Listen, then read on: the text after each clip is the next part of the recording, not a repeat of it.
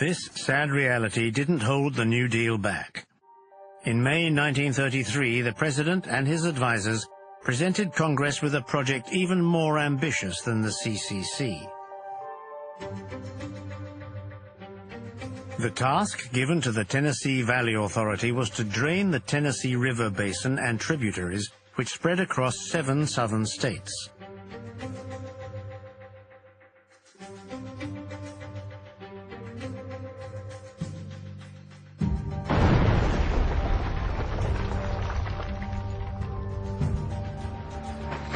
The construction of a series of dams was to bring an end to frequent devastating flooding in the region, while also producing electricity. The TVA was a first in the US, with the government supplying labor by investing public money in major works across an entire region. Local recruitment was encouraged, but the foremen were all white. When black laborers were hired, they were given the toughest jobs. The Southern Democrats were satisfied. The program benefited their region without disturbing its racial hierarchy.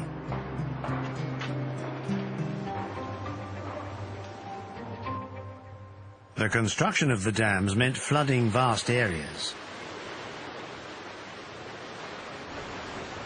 125,000 people had to leave their land. Once again, a distinction was made between whites and blacks. The former received advice and compensation for their relocation, while the latter were just left with a small handout, forcing many of them to move to the cities.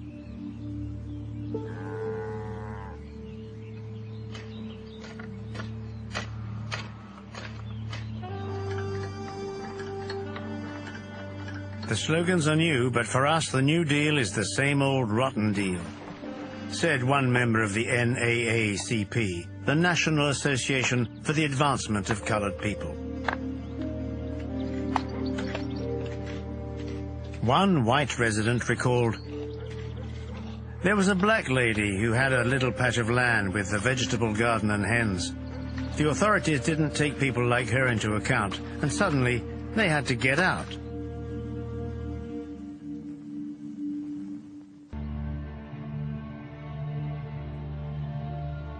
Once again, private interests won out over the general interest. The New Deal, once hijacked, no longer benefited those who needed it most. In July 1934, a black worker in Alabama wrote to Hugh S. Johnson to decry his working conditions. "Tell me what I can do. I need to feed my family. I know the government is handing out money to us laborers. The president said so. I want to work for the combined effort, but not for nothing."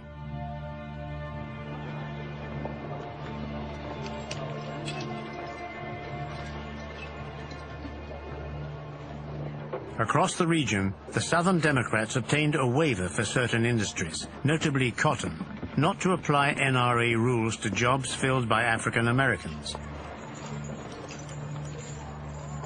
Equal work, different treatment.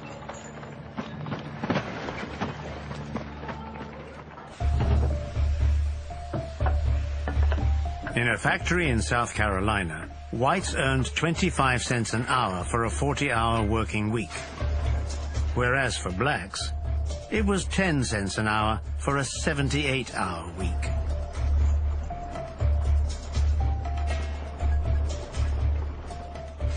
Variable NRA rules, segregated CCC camps, and exclusions from the TVA.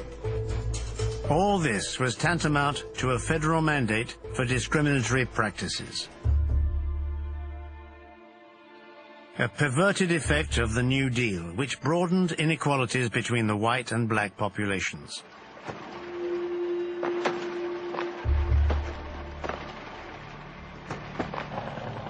African Americans should realize that the Roosevelt administration does nothing for them, wrote Walter White, president of the NAACP, the largest association for the defense of black rights. Roosevelt kept his distance from the racial question. He never even discussed it in public.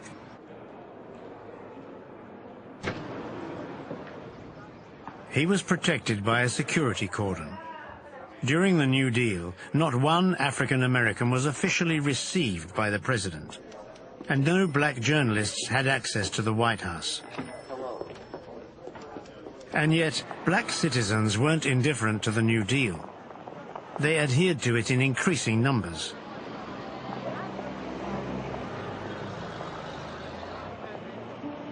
A black State Department employee recalled, "In the black neighborhoods, during the fireside chats, you could hear the radio playing along all the roads leading to your home. The president gave the impression he was speaking to everyone personally." Sylvester Harris was one of the listeners. He was about to lose his farm in the state of Mississippi.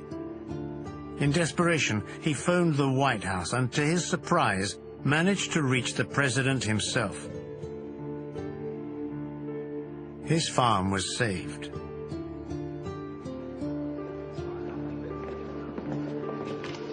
The White House press office used the story for political ends.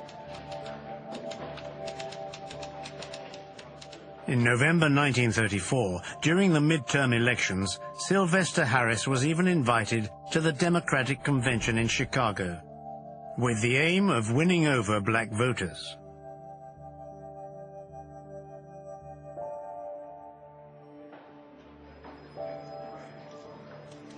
Taking advantage of this apparent interest, the few African American public servants and intellectuals in Washington got to work. Around the respected civil rights activist Mary McLeod Bethune, they formed an informal network which came to be known as the Black Cabinet.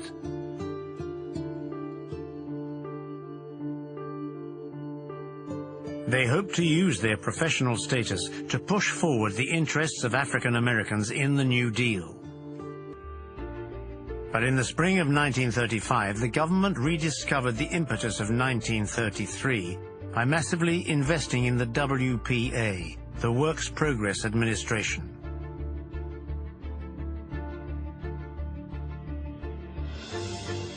Its director, Harry Hopkins, soon made it the key agency of the New Deal. Its aim was to supply work to at least one member of a household hit by long-term unemployment.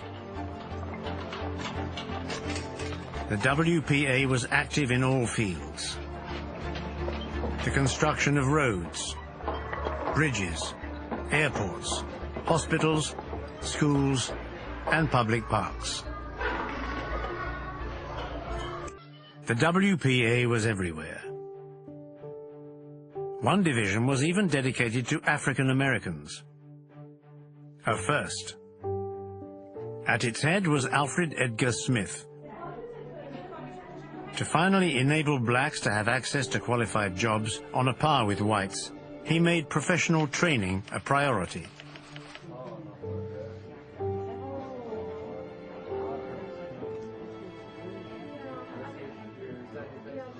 At the same time, Mary McLeod Bethune was appointed director of the Division of Negro Affairs within the National Youth Administration created by the WPA. Hope was born. At last, African Americans might have a place in the New Deal. But segregation and discrimination were too anchored in American society. In reality, the efforts of Smith, Bethune, and the Black Cabinet only benefited a minority.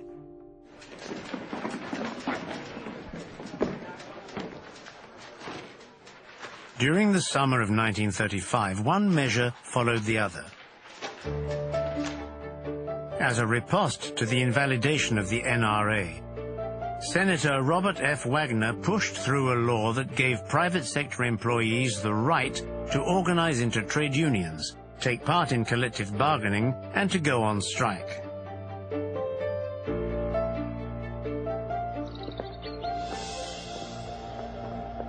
But the Southern Democrats, already hostile to his anti-lynching bill, called for modifications.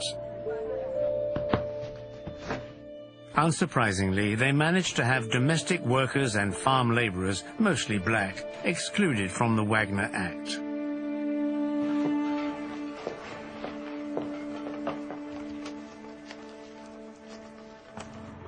Meanwhile, on August the 14th, Secretary of Labor Francis Perkins helped push through the Social Security Act.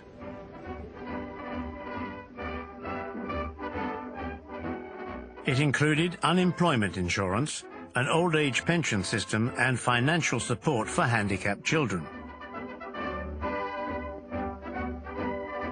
It was a turning point in history.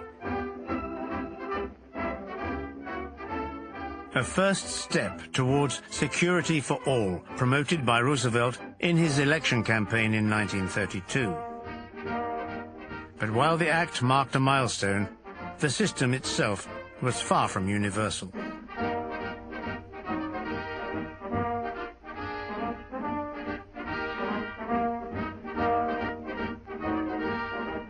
Once again, the excluded were the same. 65% of black workers as opposed to 27% of white workers. Politicians, including former President Ronald Reagan, have been accused of exploiting this image as a kind of racist dog whistle. Meanwhile, the original welfare queen that Reagan used as a basis for his caricature was based on a real person.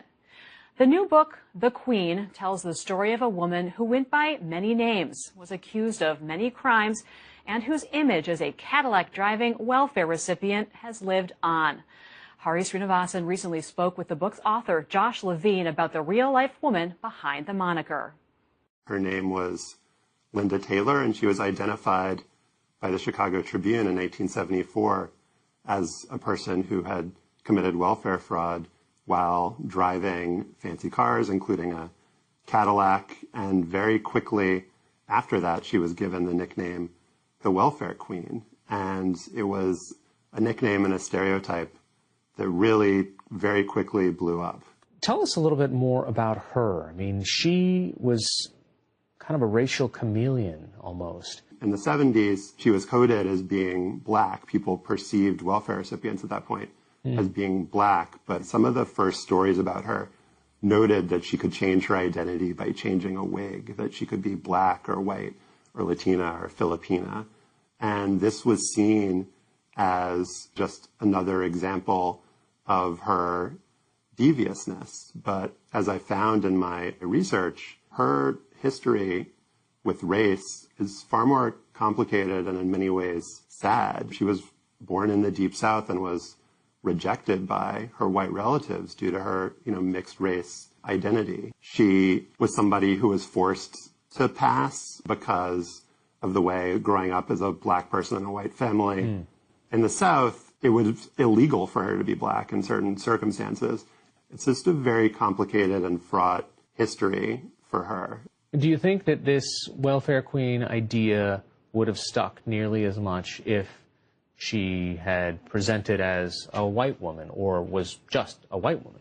I think that she was the right person at the right place at the right time, or depending on your vantage, the wrong person in the wrong place at the wrong time. Right about now, NWA quarters in full effect. Judge Dre resigning. Katherine Massey Book Club, Context of White Supremacy.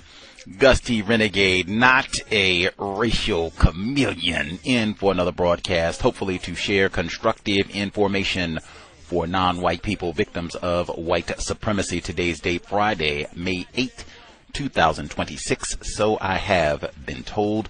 This is our fourth installment on Michelle Alexander's new Jim Crow mass incarceration in the age of color blindness. We are picking up in the section, The Rebirth of Caste. We are right at the kind of tail end of that chapter.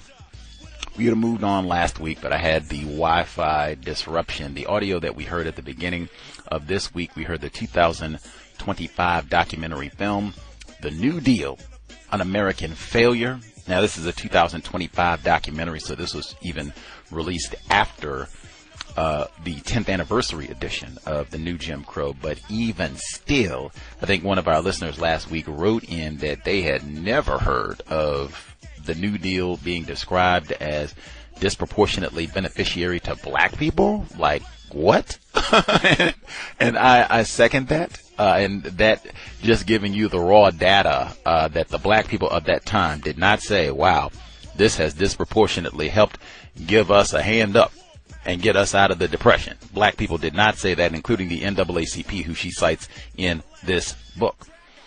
We also heard a brief section on Josh Levin's suspected racist book, The Queen, The Forgotten Life Behind an American Myth. And he's talking about Linda Taylor, who we heard about last week with regards to Ronald Reagan and him blasting so-called welfare queens and blaming black people. I just thought it was very important. We had a listener who chimed in on social media and informed us that, hey, Linda Taylor has one white parent and one non-white parent. I said, hey, you mean like the lion author of this book? And you heard that segment via PBS where they interviewed Josh Levin, and he said, hey, it was illegal for her to be black because of laws at that time and what have you, which would suggest they also were not colorblind, and maybe even strategically, hey, we gonna say one drop or whatever we want to Linda Taylor is a Negro when we want her to be, and at other times what they say, Filipina and all this other old craziness. Like, what? Again, she had one white parent and one non-white parent, and the author of that book said, dang, she was more sympathetic because I saw that she didn't even have a choice. She was rejected by her white family, just like the author of this book. And I will say, man, Michelle Alexander went to Stanford. There is a lot of literature and research on Linda Taylor out there. If you're going to include this old nonsense when you're giving us your slapdash retelling of U.S. history, you could have included that. Now, again, that's getting at you also got this biracial family, and you've been lying about all of that and not giving us all this extra information. Now I'm going to get right to the core of the lies. She told us at the beginning of the 10th anniversary edition that these were basically the same books, the 2010 edition and the latest version. Massive lie. Not only did she switch up the use of the word felony and all of that, she also has massive additions. One of them I found, this is in the anniversary edition. This is in the section we're reading right now, Rebirth of Case. Whole paragraph that is not in our book. It reads, growing numbers of black activists began organizing against police violence during this period, and some organizations, including the Black Panther Party, originally called the Black Panther Party for Self-Defense, boldly asserted the right of black people to arm themselves in order to defend their communities against police brutality. Media imagery of black men in leather jackets and berets toting guns, proudly embracing their revolutionary politics and preaching black power, enhanced fears among many whites that violent insurrectionists were inevitable if law enforcement failed to gain control over black communities. The FBI, led by J. Edgar Hoover, responded by operating a covert counterintelligence program known as COINTELPRO that targeted civil rights leaders and activists, including Martin Luther King Jr. and Malcolm X, who were deemed dangerous or suspected Communist Party affiliation. FBI agents also infiltrated black community and activist organizations, sought to undermine political education efforts, and illegally and legally surveilled, targeted, jailed, and killed activists like Dr. Welsing and Mr. Fuller.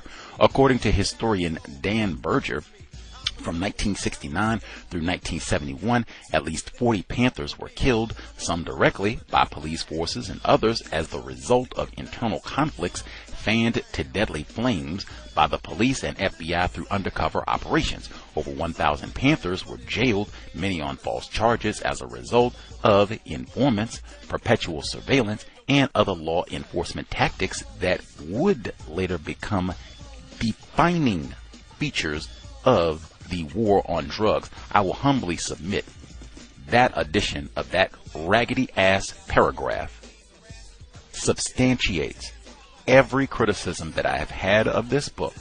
Don't you come a decade later and tell me, oh, whoops, I left out a defining feature of the very theme that I'm talking about, and then try to convince me This is a book you should take seriously. When I done left out defining components.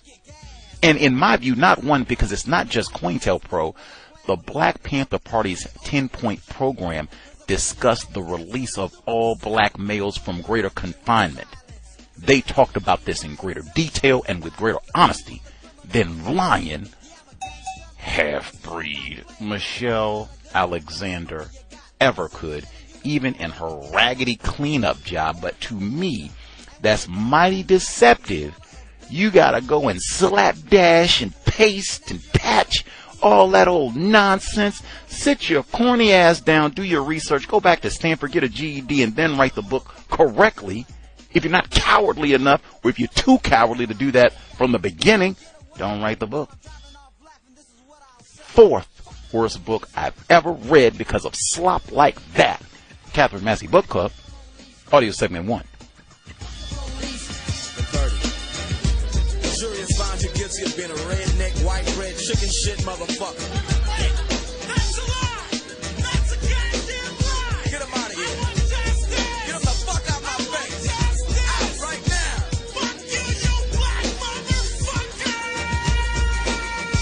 police. Fuck the police.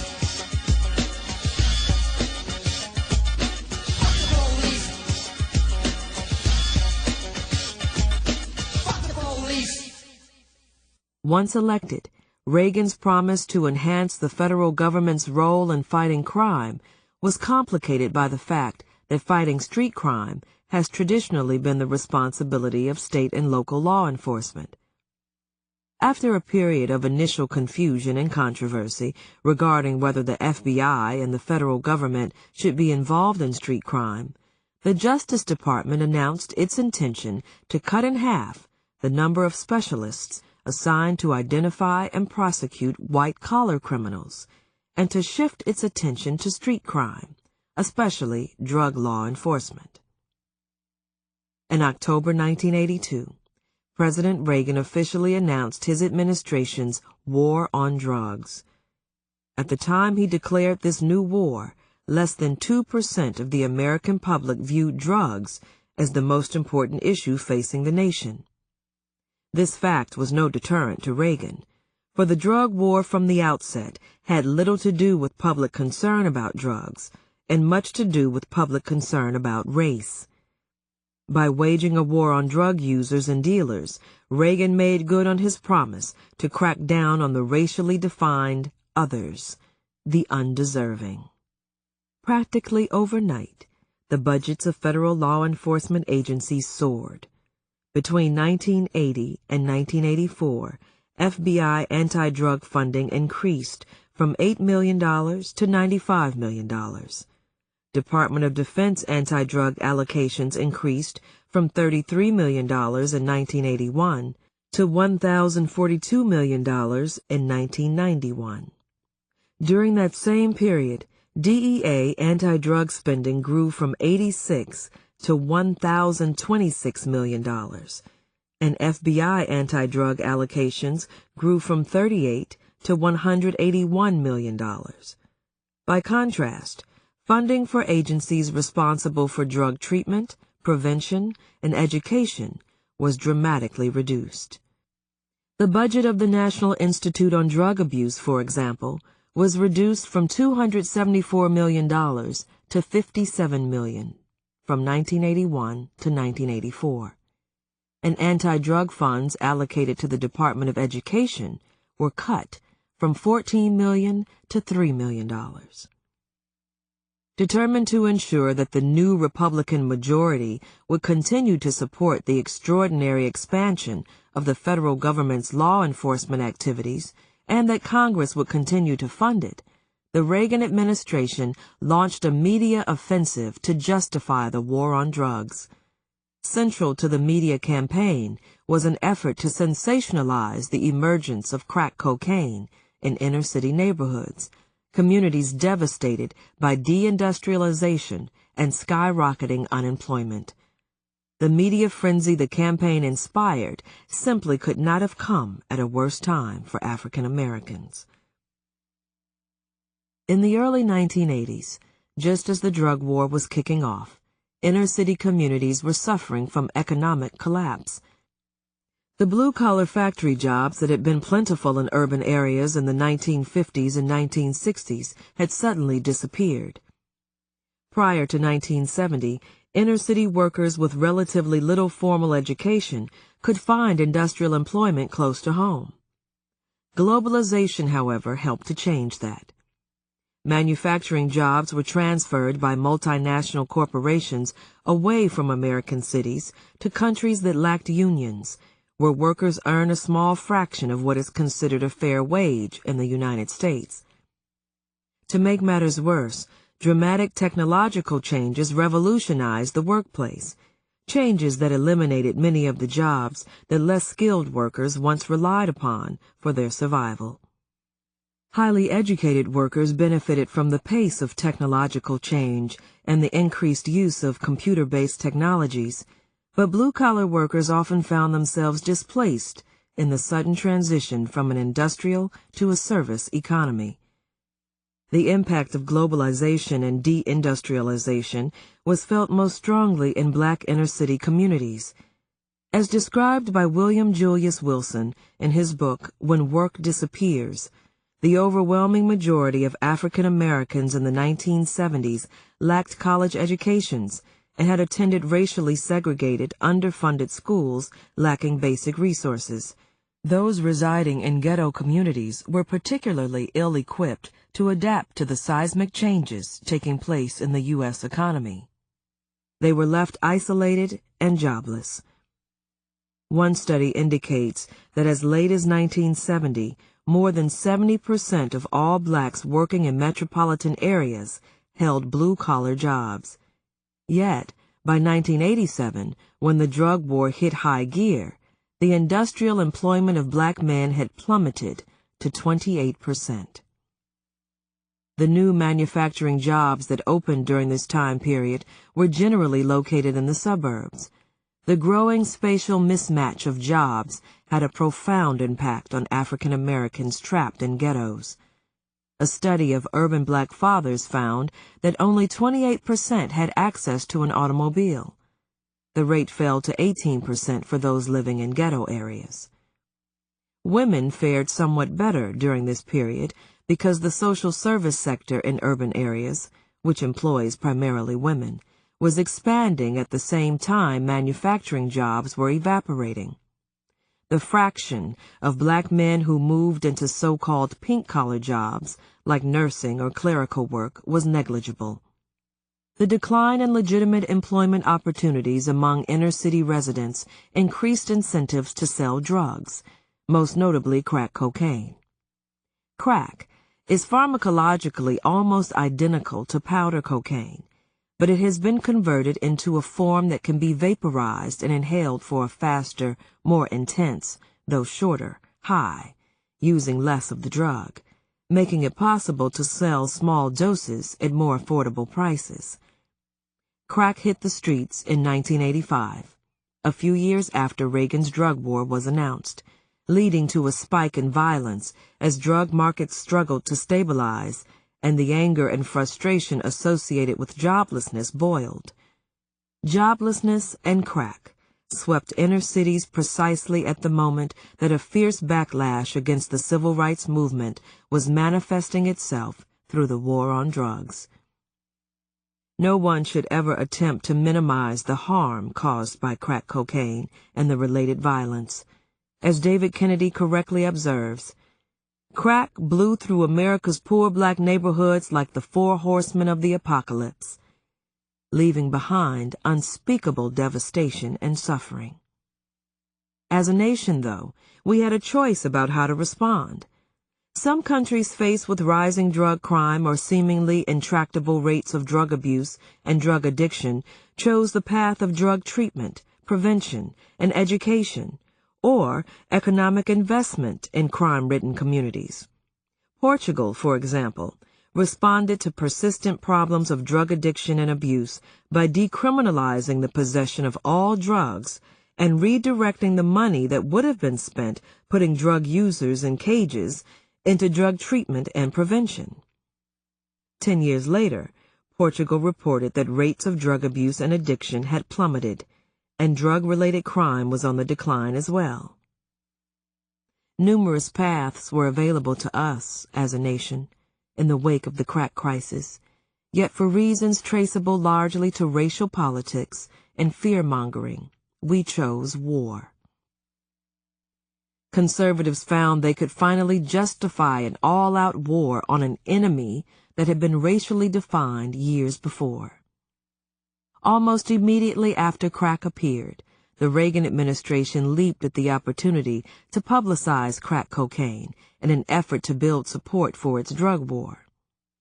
In October 1985, the DEA sent Robert Stutman to serve as director of its New York City office and charged him with the responsibility of shoring up public support for the administration's new war. Stutman developed a strategy for improving relations with the news media and sought to draw journalists' attention to the spread of crack cocaine in inner-city communities. As Stutman recounted years later, "The agents would hear me give hundreds of presentations to the media as I attempted to call attention to the drug scourge. I wasted no time in pointing out the DEA's new accomplishments against the drug traffickers. In order to convince Washington, I needed to make it a national issue, and quickly. I began a lobbying effort, and I used the media.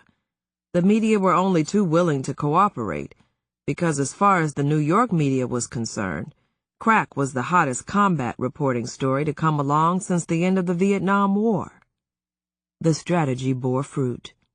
In June 1986, Newsweek declared crack to be the biggest story since Vietnam and Watergate, and in August of that year, Time magazine termed crack the issue of the year. Thousands of stories about the crack crisis flooded the airwaves and newsstands, and the stories had a clear racial subtext. The articles typically featured black crack whores, crack babies, and gangbangers, reinforcing already prevalent racial stereotypes of black women as irresponsible, selfish, welfare queens, and black men as predators, part of an inferior and criminal subculture. When two popular sports figures, Len Bias and Don Rogers, died of cocaine overdoses in June 1986, the media erroneously reported their deaths as caused by crack, contributing to the media firestorm and groundswell of political activity and public concern relating to the new demon drug, crack cocaine.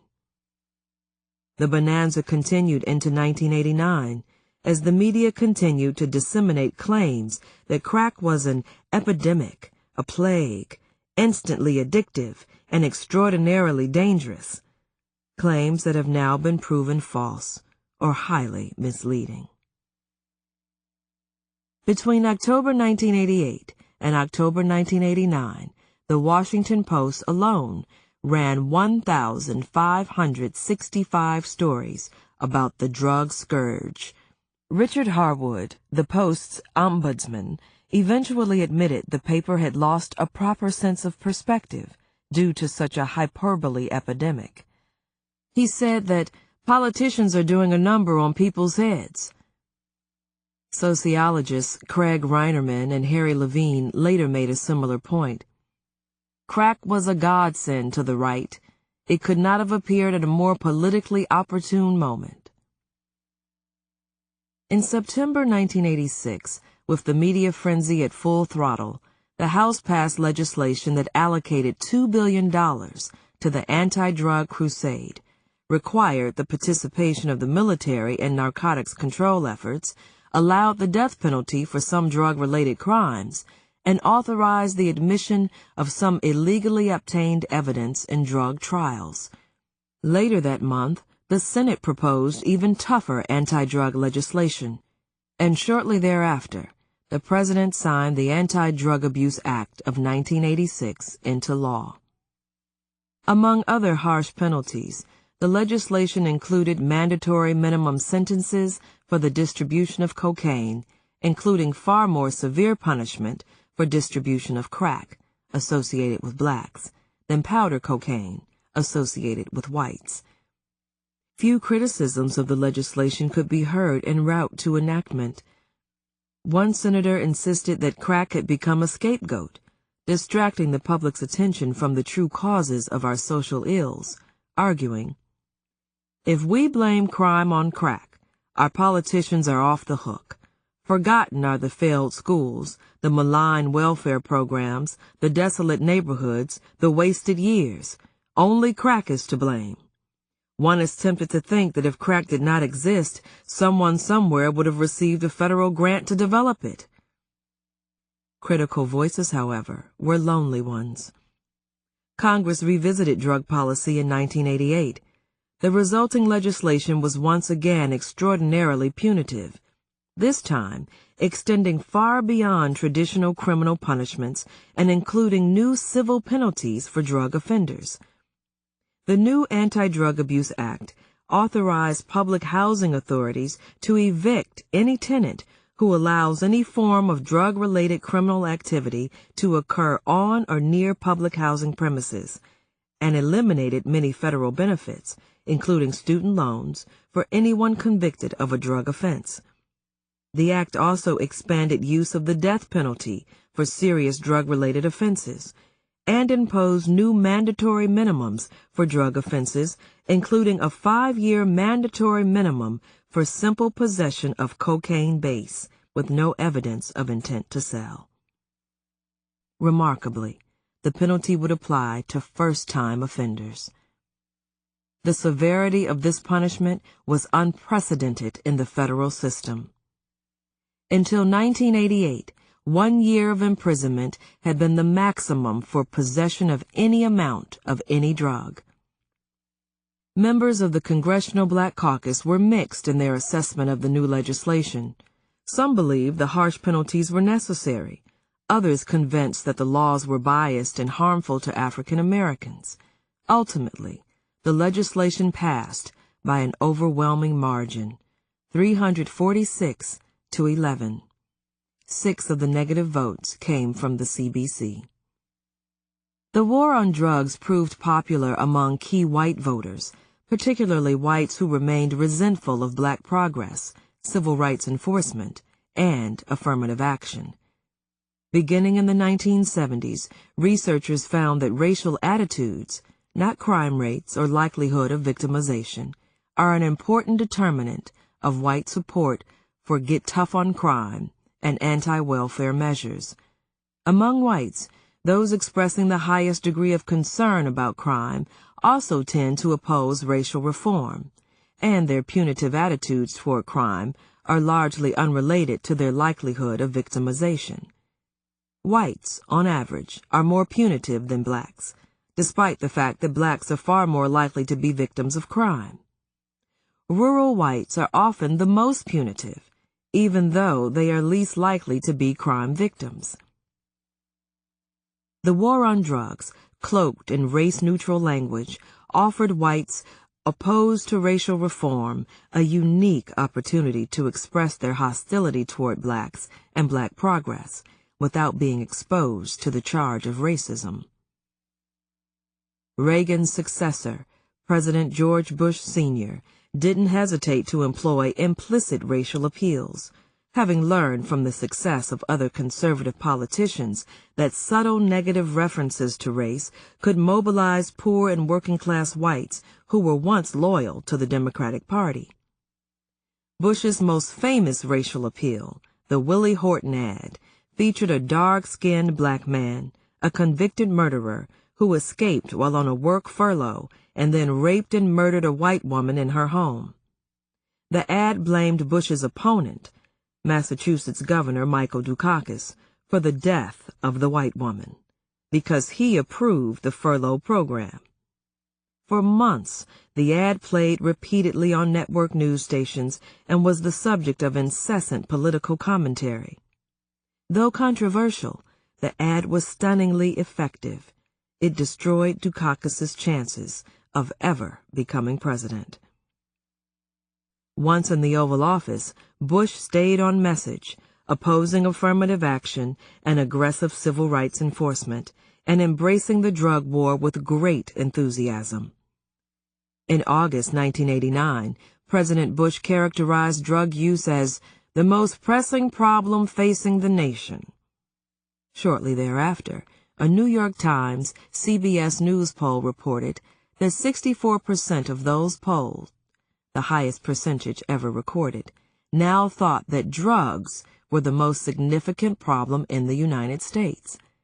This surge of public concern didn't correspond to a dramatic shift in illegal drug activity, but instead was the product of a carefully orchestrated political campaign. The level of public concern about crime and drugs was only weakly correlated with actual crime rates, but highly correlated with political initiatives, campaigns, and partisan appeals. The shift to a general attitude of toughness toward problems associated with communities of color began in the 1960s when the gains and goals of the civil rights movement began to require real sacrifices on the part of white Americans, and conservative politicians found they could mobilize white racial resentment by vowing to crack down on crime. By the late 1980s, however, not only conservatives played leading roles in the Get Tough movement, spouting the rhetoric once associated only with segregationists. Democratic politicians and policymakers were now attempting to wrest control of the crime and drug issues from Republicans by advocating stricter anti-crime and anti-drug laws, all in an effort to win back the so-called swing voters who were defecting to the Republican Party. Somewhat ironically, these new Democrats were joined by virulent racists, most notably the Ku Klux Klan, which announced in 1990 that it intended to join the battle against illegal drugs by becoming the eyes and ears of the police. Progressives concerned about racial justice in this period were mostly silent about the war on drugs, preferring to channel their energy toward defense of affirmative action and other perceived gains of the civil rights movement. In the early 1990s, resistance to the emergence of a new system of racialized social control collapsed across the political spectrum. A century earlier, a similar political dynamic had resulted in the birth of Jim Crow. In the 1890s, populists buckled under the political pressure created by the Redeemers, who had successfully appealed to poor and working-class whites by proposing overtly racist and increasingly absurd Jim Crow laws. Now, a new racial caste system, mass incarceration, was taking hold, as politicians of every stripe competed with each other to win the votes of poor and working-class whites whose economic status was precarious at best, and who felt threatened by racial reforms.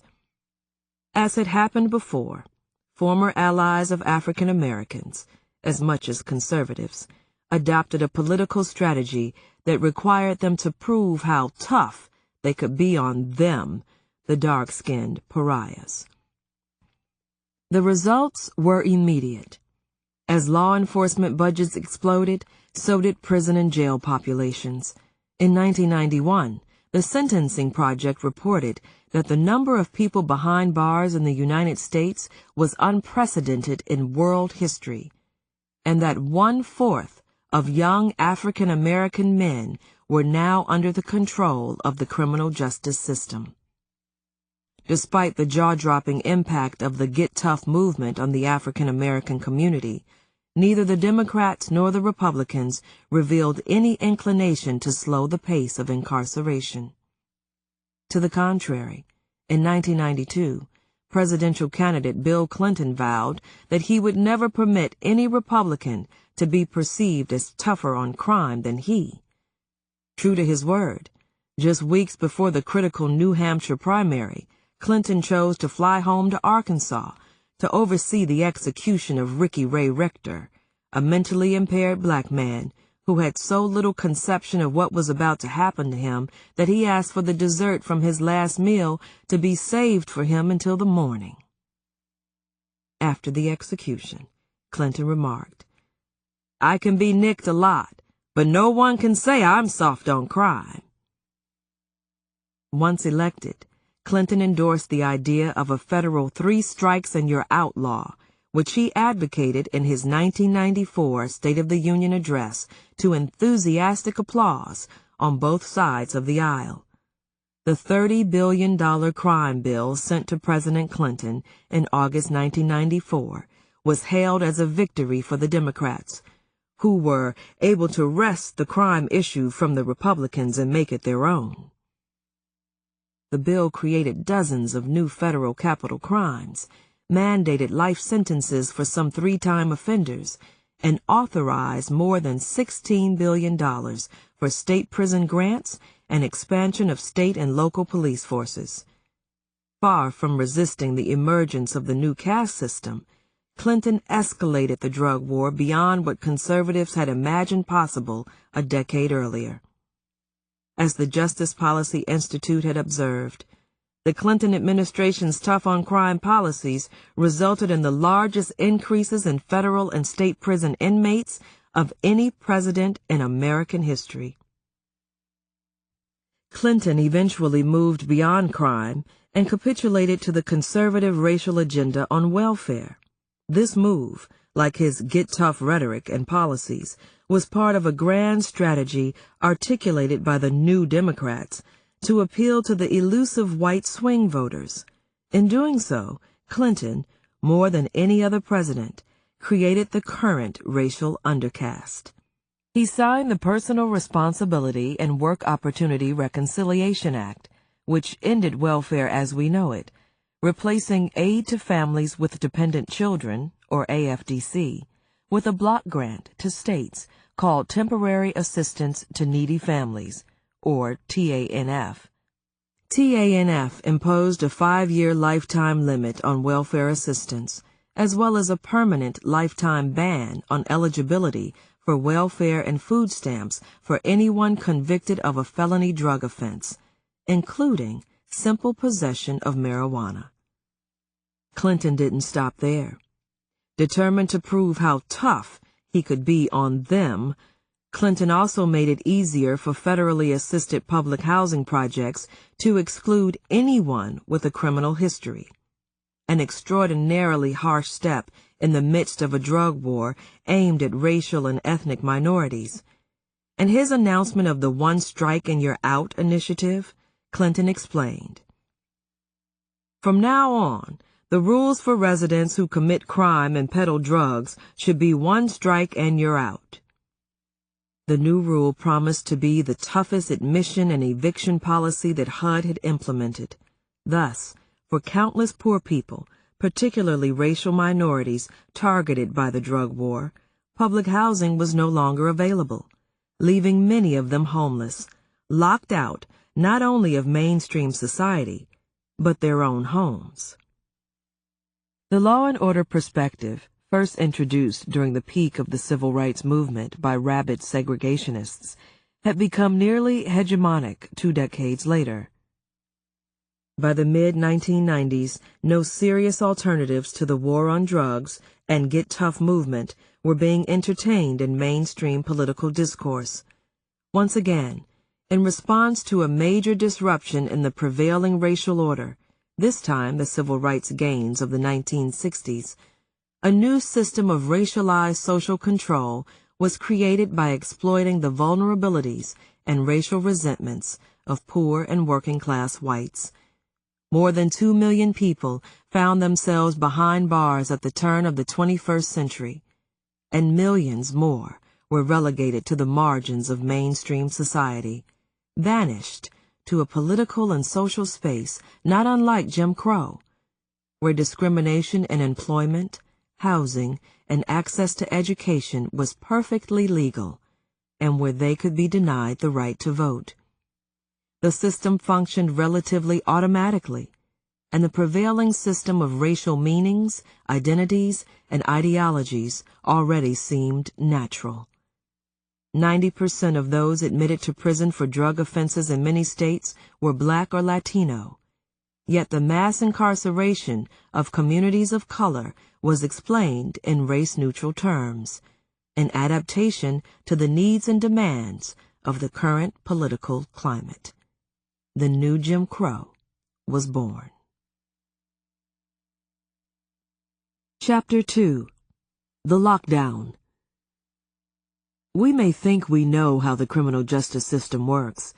Television is overloaded with fictional dramas about police, crime, and prosecutors, shows such as Law and Order. These fictional dramas, like the evening news, tend to focus on individual stories of crime, victimization, and punishment, and the stories are typically told from the point of view of law enforcement.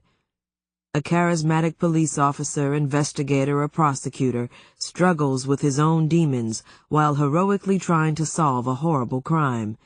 He ultimately achieves a personal and moral victory by finding the bad guy and throwing him in jail. That is the made-for-TV version of the criminal justice system. It perpetuates the myth that the primary function of the system is to keep our streets safe and our homes secure by rooting out dangerous criminals and punishing them. These television shows, especially those that romanticize drug law enforcement, are the modern-day equivalent of the old movies portraying happy slaves, the fictional gloss placed on a brutal system of racialized oppression and control. Those who have been swept within the criminal justice system know that the way the system actually works bears little resemblance to what happens on television or in movies. Full-blown trials of guilt or innocence rarely occur. Many people never even meet with an attorney. Witnesses are routinely paid and coerced by the government. Police regularly stop and search people for no reason whatsoever. Penalties for many crimes are so severe that innocent people plead guilty, accepting plea bargains to avoid harsh mandatory sentences. And children, even as young as 14, are sent to adult prisons. Rules of law and procedure such as guilt beyond a reasonable doubt or probable cause or reasonable suspicion can easily be found in court cases and law school textbooks, but are much harder to find in real life. In this chapter, we shall see how the system of mass incarceration actually works. Our focus is the war on drugs. The reason is simple. Convictions for drug offenses are the single most important cause of the explosion in incarceration rates in the United States.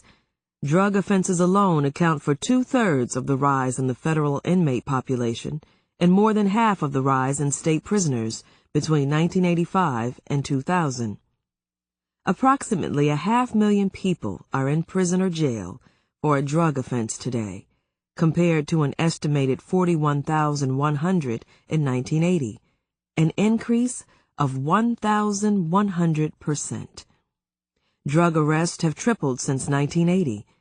As a result, more than 31 million people have been arrested for drug offenses since the drug war began. To put the matter in perspective, consider this. There are more people in prisons and jails today just for drug offenses than were incarcerated for all reasons in 1980. Nothing has contributed more to the systematic mass incarceration of people of color in the United States than the war on drugs. Before we begin our tour of the drug war, it is worthwhile to get a couple of myths out of the way. The first is that the war is aimed at ridding the nation of drug kingpins or big-time dealers. Nothing could be further from the truth. The vast majority of those arrested are not charged with serious offenses. In 2005, for example, 4 out of 5 drug arrests were for possession, and only 1 out of 5 was for sales. Moreover, most people in state prison for drug offenses have no history of violence or significant selling activity. The second myth is that the drug war is principally concerned with dangerous drugs. Quite to the contrary. Arrests for marijuana possession, a drug less harmful than tobacco or alcohol, accounted for nearly 80% of the growth in drug arrests in the 1990s. Despite the fact that most drug arrests are for nonviolent minor offenses, the war on drugs has ushered in an era of unprecedented punitiveness. The percentage of drug arrests that result in prison sentences rather than dismissal, community service, or probation, has quadrupled, resulting in a prison-building boom the likes of which the world has never seen. In 2 short decades, between 1980 and 2000, the number of people incarcerated in our nation's prisons and jails soared from roughly 300,000 to more than 2 million.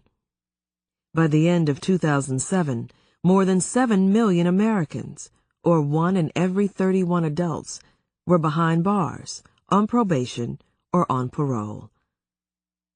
We begin our exploration of the drug war at the point of entry, arrest by the police, and then consider how the system of mass incarceration is structured to reward mass drug arrests and facilitate the conviction and imprisonment of an unprecedented number of Americans, whether guilty or innocent. In subsequent chapters, we will consider how the system specifically targets people of color and then relegates them to a second-class status analogous to Jim Crow. At this point, we simply take stock of the means by which the war on drugs facilitates the roundup and lockdown of an extraordinary percentage of the U.S. population. Rules of the game. Few legal rules meaningfully constrain the police in the war on drugs.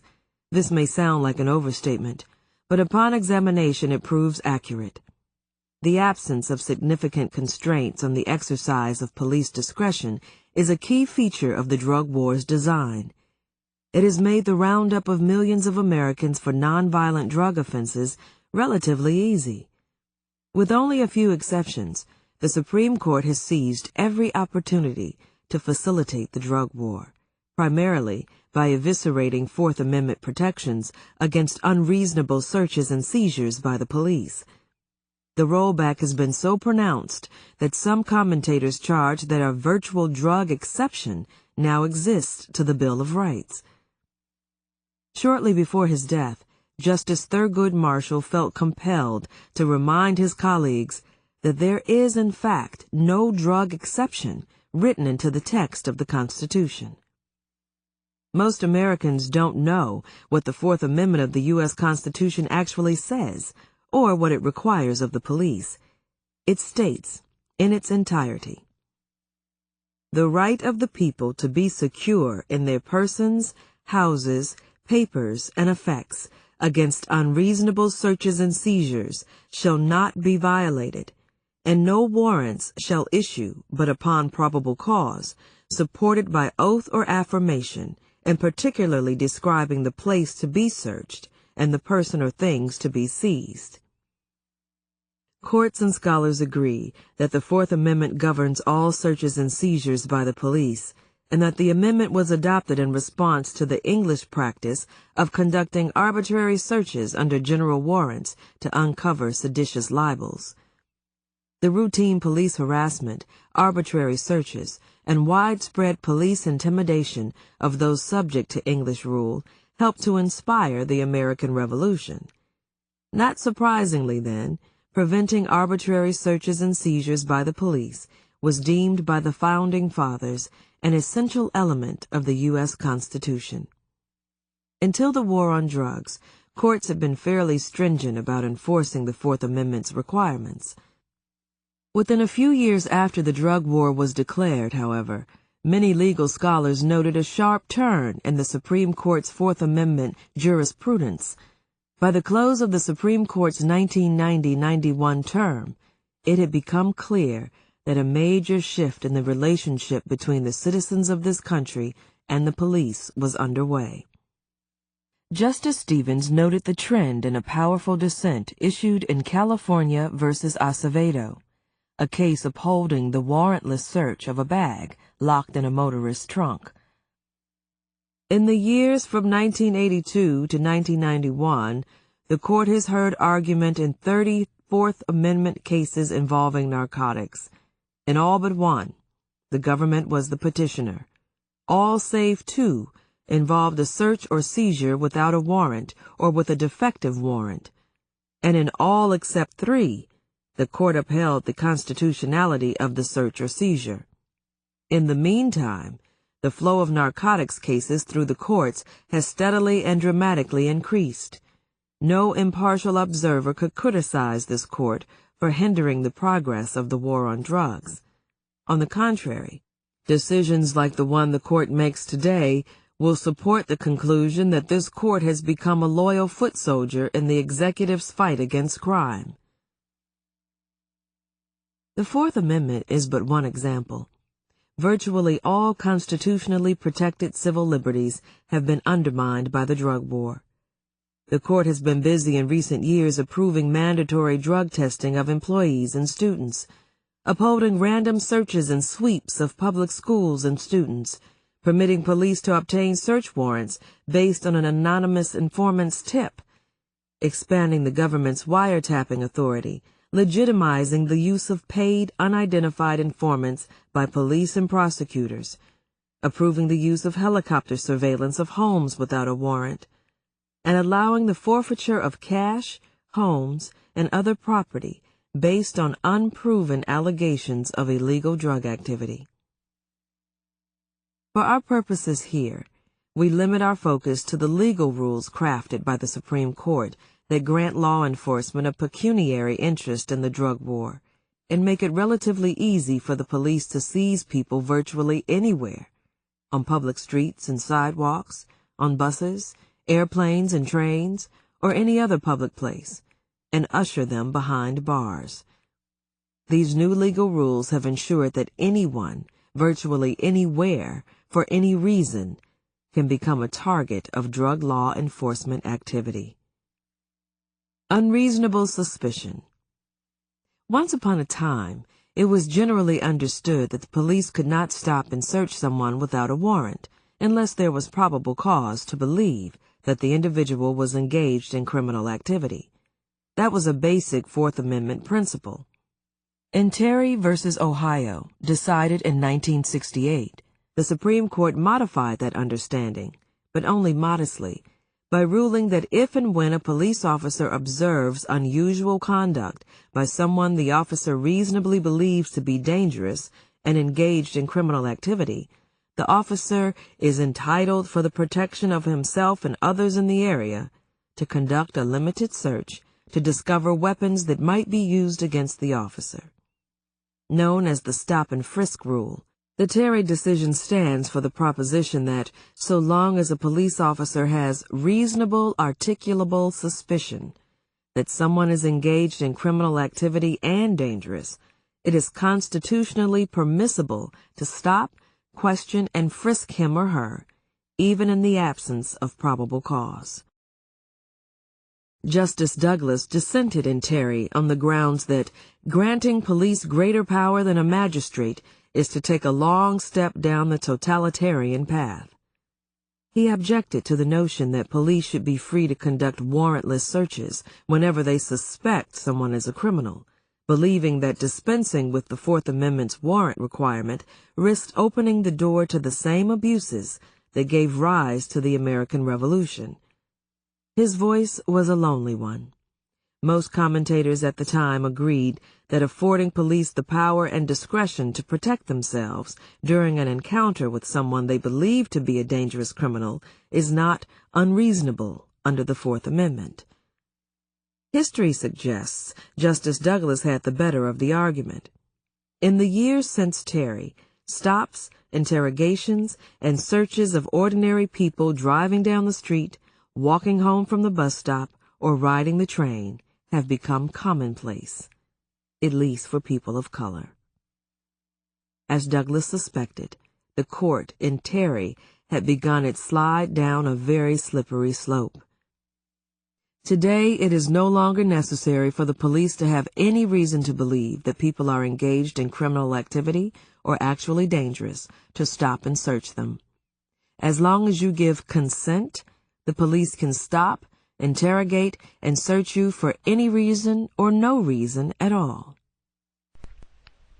Katherine Massey Book Club, Context of White Supremacy.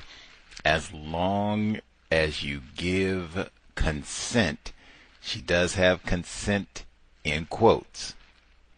As long as you give consent. as long as you give consent. Spoken about that frequently here at the Context of White Supremacy, Katherine Massey Book Club.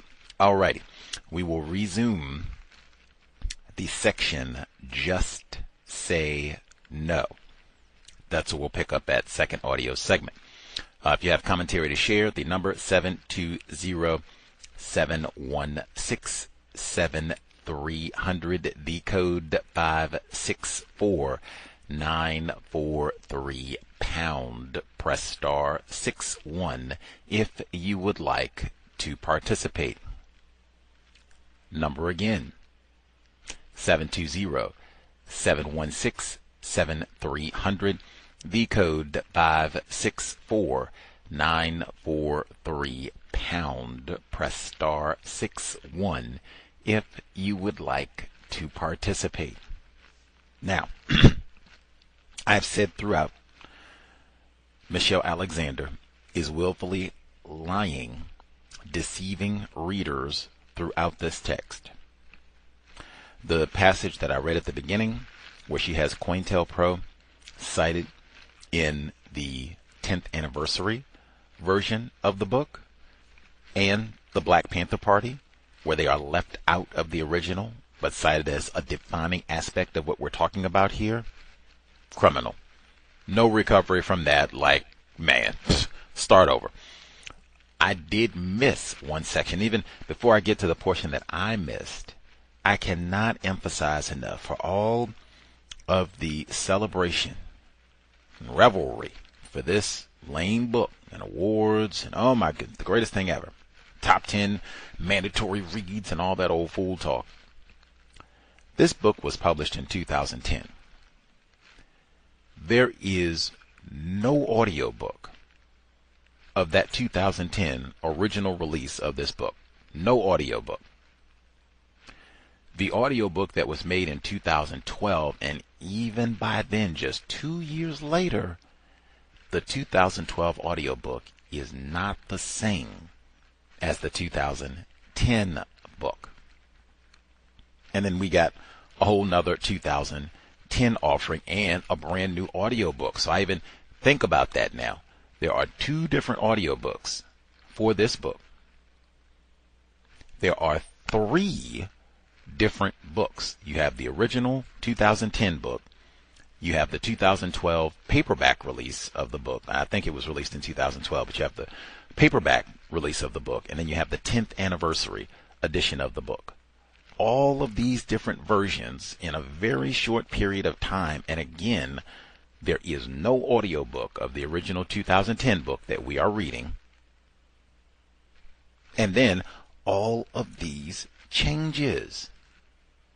How in the world? Like I said, we have read many, many books. We hear Katherine Massey Book Club. We've been here for 14 years. I am telling you, that is very irregular to have a book, as we have read all of the audiobooks that we've read over all these years, books published all over the world. We've read books that were published in the 19th century. All of the books that we have read, I'm telling, we've read lots of bestsellers, out of print books, all of that. It is really peculiar. There's no audiobook for the original printing. Then there are all of these edits and changes and all the rest of it. She lied and told us at the beginning of the 10th anniversary preface. It's basically the same book. That B word right there is basically the same. That is way too vague, way too subjective. Now, I just read you the one paragraph at the beginning, COINTELPRO, Black Panther Party. To me, that's not basically the same. That's a monumental change. I did miss one paragraph because I'm having to have an attitude as well, because I got to go back and do some really refined editing to even construct an audiobook of the original, because that does not exist. I missed a paragraph that she added. That is not in the original, but that we heard. No one should ever attempt to minimize the harm caused by crack cocaine and the related violence. As David Kennedy, from Unless I've Been Misinformed, a suspected racist scholar at Stanford, correctly observes, crack blew through America's poor black neighborhoods like the four horsemen of the apocalypse, biblical metaphor, leaving behind unspeakable devastation and suffering. As a nation, though we had a chance about how to respond, some countries faced with rising drug crime or seemingly intractable rates of drug abuse and drug addiction chose the path of drug treatment, prevention, education, or economic investment. Portugal, for example, responded to persistent problems of drug addiction and abuse by decriminalizing the possession of all drugs and redirecting the money that would have been spent putting drug users in cages into drug treatment and prevention. I do think it would have been relevant. What's the population of non-white people in Portugal compared to the population of white people? What's their population of people classified as black? How many Brazilian citizens have migrated across the water and say, I'm going to hang out here, I speak what y'all speak, I'm going to hang out with you all for a little bit? That would be relevant for the discussion that we're having. If they have a very low population of dark people, they may be way more permissive with their drug laws, and I've seen that in other parts of the world too, where they don't have dark people. Continuing. 10 years later, Portugal reported that rates of drug abuse and addiction had plummeted and drug-related crime was on the decline as well. Numerous paths were available to our nation in the wake of the crack crisis, yet for reasons traceable largely to racial politics and fear-mongering, we chose war. Conservatives, do you mean white people? Racists? Found they could finally justify an all-out war on an enemy that had been racially defined years before. Almost immediately after crack appeared, the Reagan administration leaped at the opportunity to publicize crack cocaine in an effort to build support for its drug war, and then it goes back to the regular 2010 text that we got. Now, you can assess for yourself if you think that is basically the same book when you have big chunks of paragraphs like that added every other page or so, and then the felony, she'd already talked about that verbiage, just though that COINTELPRO, like these are not small edits. These are, in my view, major edits. And again, it gets to, for some of these, why wasn't this included the first time around? Why do you have to go and sneak and add this in later and all the rest of it? And even for me, there's something deceptive. It was difficult for me to access the 2012 audiobook. Like now it's mandatory. You're going to read the book, you got to read the 10th anniversary edition. Why? That's not the version that you all went gaga over and, oh, this is the best book ever. Blah, blah, blah. Let's read the OG. Let's even do a comparison between the two. That's where the slop really shines through. I'll have to share another because there was another passage that was added that I subtracted because we're going to read 2010 version of the text. I'll get to the portion that was left out in a moment. The email is untiljustice@gmail.com. Untiljustice@gmail.com. And even to white genetic annihilation. I talked about the demographics, racial demographics in Portugal. She mentioned white scholar David Kennedy. He's at Stanford. Some of his work is an economic and cultural analysis with social and political history. His book, 1970 book, Birth Control in America, The Career of Margaret Sanger. Eugenics. We talked about her before. See? Got to control the population of the dark people. See? He doesn't sound like he would be colorblind either. I could be wrong. That's David Kennedy's book if folks want to check that one out. I think he has some other texts dealing with he's the one who had the line. He said that crack went through the black people in America like the four horsemen of the apocalypse. That was old David Kennedy. Untiljustice@gmail.com. Let's see. I'll get in one email, then check, see if folks have thoughts, observations via the phone, and get my own thoughts. Hi, Gus. C.O.W.S audience, I suggested Michelle Alexander was cherry-picking history to suit the narrative she's portraying, partly because I was waiting to see how she handled the main focus of this book, which I'm assuming is mass incarceration of black men, but I also have to admit it's because she's non-white with a black parent, which made me wary of criticizing her. The intended outcome that the racist suspects who funded this book hoped for. Not only did she graduate from Stanford, but she also obtained her legal qualifications from Harvard. So she knows how to make a clear argument that is grounded in evidence, unlike this book. She also has a white parent. Hey, I said that was important. White parent. The non-white people that I know who are in a sexual relationship or in sexual relationships with white people have a greater understanding of how white people operate than other non-white people.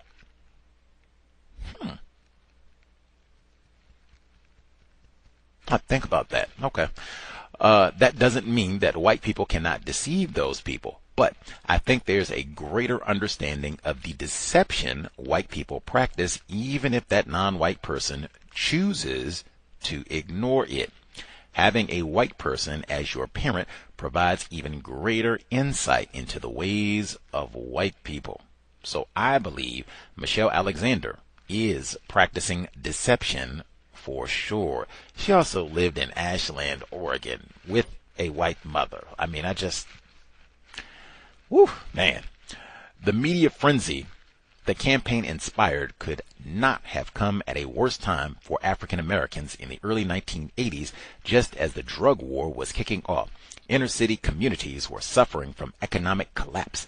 The blue-collar factory jobs that had been plentiful in urban areas in the 1950s and 1960s had suddenly disappeared. Prior to the 1970s, inner city workers with relatively little formal education could find industrial employment close to home. The way this statement is presented completely misrepresents the experiences of black people trying to find and retain employment at that time. Hired last, fired first, and subject to extreme racism on the job. The jobs didn't just disappear.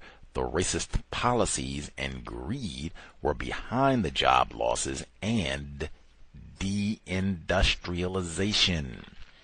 Yet, by 1987, when the drug war hit high gear, the industrial employment of black men had plummeted to 28%. Now, that's some black male privilege for you. New manufacturing jobs were generally located in the suburbs. A study of urban black fathers found that only 28% had access to an automobile. Privilege. 18% of those living in ghetto areas. Women fared somewhat better during this period because the social service sector in urban areas, which employs primarily women, was expanding at the same time. Manufacturing jobs were evaporating. The fraction of black men who moved into so-called pink-collar jobs like nursing or clerical work was negligible. More deception by Mrs. Alexander. What types of jobs did black women have compared to white women? Oh, that was so slick. Now, see, she didn't say we. She didn't say we. But women fared somewhat. She doesn't make it explicit that she's only talking about black females. So, yeah, it does kind of leave it open to, Anyway, what types of jobs did black women have compared to white women working in the same sector? Low-level, low-paid ones with low job security. The types of jobs white women didn't want. Nursing, clerical, and admin support jobs were gender stereotyped at those times, so less likely to employ black men, not to mention the fact that white people pretend to be scared of black men, especially if you're going to try and be a nurse. Like, are you serious? The system functioned relatively automatically, and the prevailing system of racial meanings. Oh, we didn't get that part. We'll get back to that. Pause. We will Get back to that a little later. untiljustice@gmail.com. The number 720-716-7300, the code 564-943#. Press star 61 if you would like to participate. Folks who dialed in with commentary to share, lines should be open. Proceed. Hey, Gus. Victim from New Jersey. So what I picked up from this, and I got to be careful because, you know what I mean, I definitely don't want to listen to this book read with a critical view. Like, I'm already coming in ready to critique and nitpick and find things that Michelle Alexander lied or may have exaggerated or omitted. But unfortunately, being a Cal listener, I can't help it now. I mean, I really can't help to look at TV shows, movies, the media, and even in books that I read. Now, I'm very critical. I have a real critical ear, critical eye when I'm listening or reading. Now, I noticed that she was doing a lot of racial narrowing where she was speaking about the conservatives. This can be very misleading and confusing, even if somebody may say, hey, I wasn't aware of racism, white supremacy until I read this book. And if this book is going to be your introduction to racism, white supremacy, it's going to add in the confusion. I seen that she was, you know, she made it seem like the liberal, you know, they wasn't attempting to be racist, so they were in a political contest to gain power. So to gain power, they too reluctantly had to get tough on crime. That's what it seems like she's leading the reader to believe, because she spent so much time dropping the conservative word as it relates to the assault on black people. And the liberals, you know, reluctantly, they had to come along because they were trying to win over racist voters. You know, so, you know, they kind of was forced. It seems like they were forced to one up the conservatives and get tough on crime. That's what it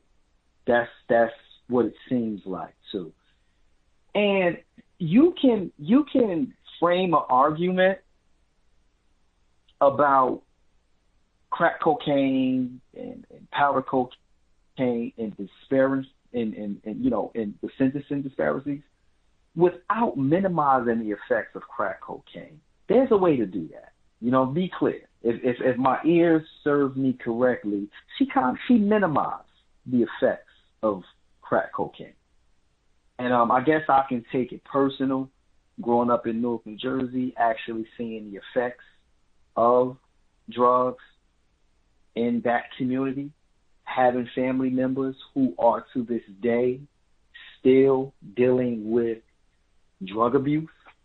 So you can frame or create an argument to say that black people were targeted, or that, you know, crack cocaine was, they weaponized it to incarcerate black males without minimizing the effects of crack cocaine. But it seems like this is a partisan book. It seems like, you know, she is definitely a part of the right and left struggle conservative, liberal, and progressive. And even when she says the progressive, you know, and this is not her words, but they were idle. They didn't do anything. You know, so using these misleading terms, conservative, liberal, progressives, all these people are white racists. If I'm not mistaken, RFK Jr. was a Democrat and switched over. Now he's a Republican. And some would argue before he entered the race, some might even classified him as being progressive. So these are titles that mean nothing. And, you know, I was waiting to see what she was going to say about, you know, Bill Clinton. And I think that she leans on the classification, if she can classify herself. From reading this book, I would say she may be Democrat. She may be classify herself as a liberal. So I'm thinking this is why she's framing it and making this a partisan book and just keep kind of like pinning the racism on the conservatives and the liberals. You know, they, for political reasons, they kind of joined in on what she calls, you know, what people call mass incarceration, you know. So that's my take. Well, one, it is a matter of public record that Michelle Alexander's husband, Carter M. Stewart, who is a prosecutor, probably locked up a number of dark folks in Ohio, not that far from Newark. But Carter M. Stewart is publicly listed as a Democrat, capital D as in the party. So probably not too difficult to imagine that that would be a D-Democrat House. So that might explain. When you said, if I heard correctly, you said that your view is that she minimizes the damage of crack cocaine on black people specifically. I read that big, or I didn't read it. I, in error, left that big passage that she added to the newer version of the text where she talks about how no one should ever attempt to minimize the harm caused by crack cocaine and the related violence and blah, blah, blah, and specifically on black people. Why did you think that she minimizes the impact of crack cocaine on black people? No, if I'm not mistaken, I have to go back and listen again. I thought I heard her say, with the sentencing and the disparity between crack and powder cocaine, she says something to the effect where it wasn't as dangerous as they were reporting it to be. I thought I heard that, and I could be mistaken. And I have to go back and listen. So that's what made me make that statement. And I do see them also making statements where it's like they really can't minimize crack cocaine, so they go right into the marijuana spill about marijuana not being that dangerous, and they go into that spill. But I have to listen again, but I swore I heard her say something to that effect. And again, like you said, that's why actually reading the text is greater than listening, so because I have the book, but I'm not reading along with the text. But I'm going to go back and listen. But I swore I heard her minimize the damage of crack cocaine in a sentence. Much obliged. Thank you for the response. This might be the portion that you heard or maybe misheard with the audio. And this is basically a few paragraphs from that big portion that I accidentally left in, which might even go to your point, because in the original text, she does not have all this about, hey, don't be minimizing the harm caused to black people, and she didn't have all that in the original. She added all that. So maybe somebody presented that criticism to her. She said, oh, okay, I'll go and add in a portion about.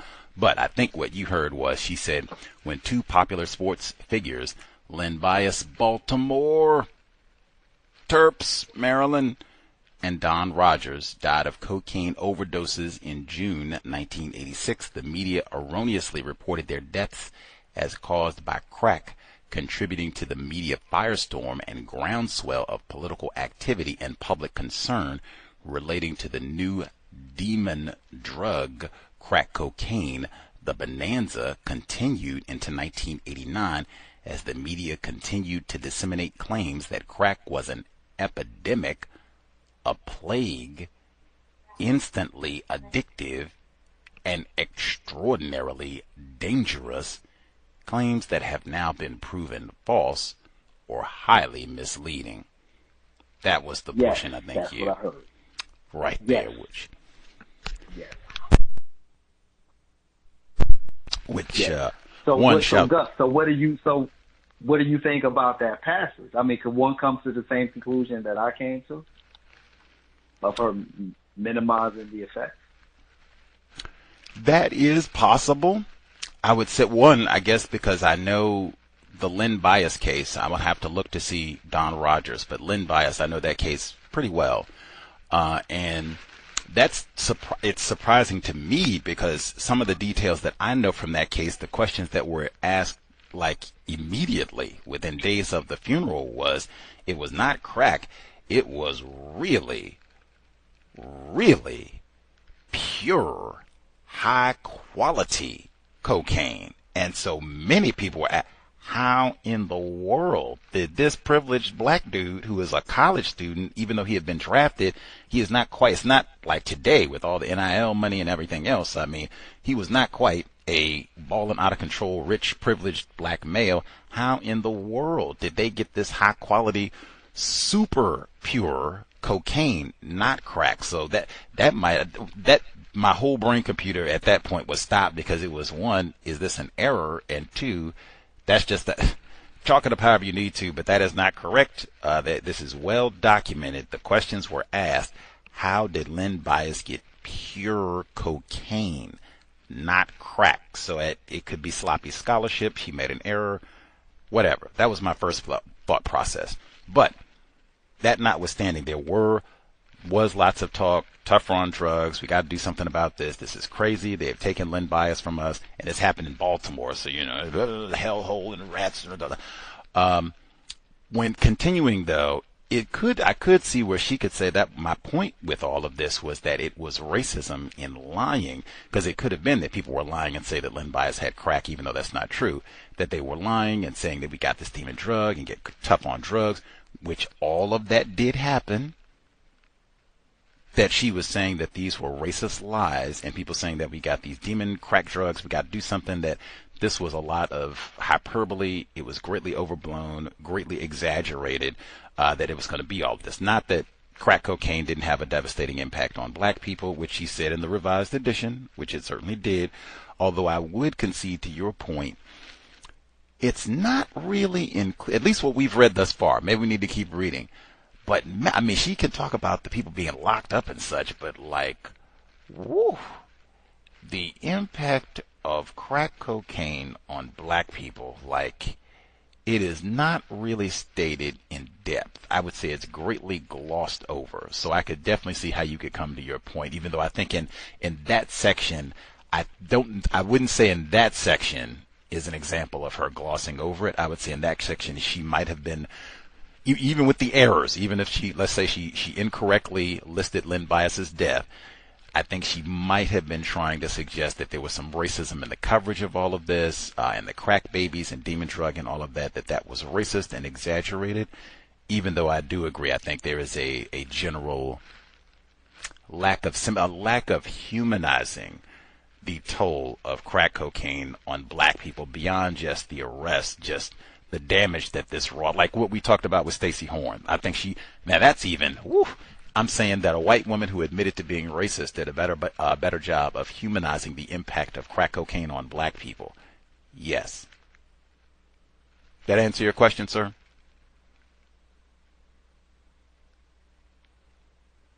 Oh, sorry, no. Gus, I was muted. Yeah, Okay. that definitely answered my question. But again, that goes back to the point that this is definitely not a book to start off your journey and learning about racism, white supremacy. It's definitely not. And again, I read the book, and I must say I wasn't impressed when I read it the first time.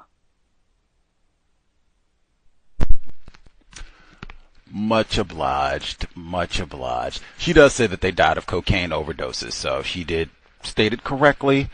She just said that their media erroneously reported their deaths as crack cocaine. So she was correct. She said they died of cocaine. That's what I heard. She says that they were erroneously reported, so she might have been doing her best to talk about the racism there. But overall, yes, I would. Like I said, the passage that I should have deleted makes the point where she had to go back and apparently somebody probably told her what you said. Like, man, it seems like you're kind of minimizing the impact of crack cocaine. She said, oh, I'll go and add that. You left out COINTELPRO too. Oh, I'll add that too. Like, that's what it seems like to me. Other folks who much obliged, victim in New Jersey. Other folks who dialed in, if you have commentary to share, proceed.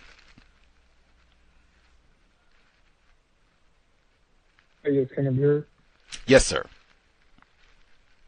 Yeah, I'm agreeing with the other caller as well. I'm glad that my confusion when I first read this book didn't lead me to get other people to read this book, because this book is just all over the place and it's very misleading, especially again this week with the pronouns we, us, our government, things of that nature.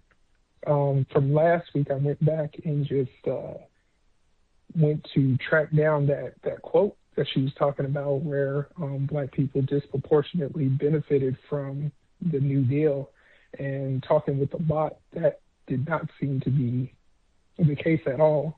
At first, the bot tried to sympathize with her and basically say that she was trying to give initial intent and immediate surface level relief as her reason for saying that passage. But then when I questioned it and interrogated it a little more, I said that, if you're telling Black people or people who are reading your book that they're disproportionately benefiting from the New Deal, that might lead you to believe that Black people got a lot of help and just fumbled the help that they got. And that wasn't the case. The help that they did get was not only hijacked by white people, it wasn't substantial, or I wouldn't even say it was constructive to their problems.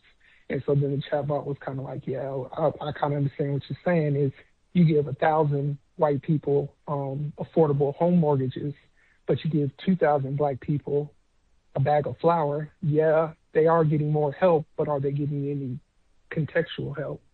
And so it kind of agreed with me on that. From this week, again, when we're in the we and our and us and talking about the government, when she says that members of the Congressional Black Caucus were mixed in their assessment of the new legislation. Some believe that the harsh penalties were necessary. Others convinced that the laws were biased and harmful to African Americans. Ultimately, the legislation passed by an overwhelming margin, 364 to 11. 6 of the negative votes came from the CBC. That to me just, again, says that she believes that Black people wanted this, or at some point they were of the opinion that they could vote a different way because it's we, us, our government, and that's not the case as well. And then the only other thing that I had is right at the beginning of the lockdown, chapter 2, where it says the rules of the game. I think I remember Dr. Francis saying that this is not a game and that we should not label it anything that looks like a game. And that's all I have as of now. Much obliged, sir. I said the same thing Dr. Wells, it came to mind, Dr. Welsing did a broadcast. It was not an interview here at the Cows, but she did an interview some years back, and the host was talking about the system of white supremacy and referred to it as a game. And she said it is not a game. It is a global power system dynamic. Damn it. Not a game.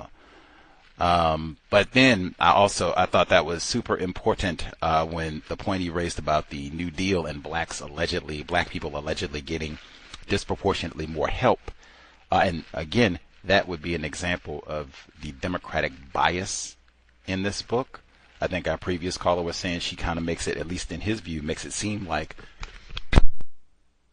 maybe the so-called Democratic white people, Democratic Party white people, they're being forced to do all this, get tough on crime. We're going to lock up the black people. They're being forced to do all this so that they can get votes, so they can keep the old conservative white people out of office, the Republicans, that type of thing. They're being forced to do this. They don't really want to do this. This isn't really their identity, right?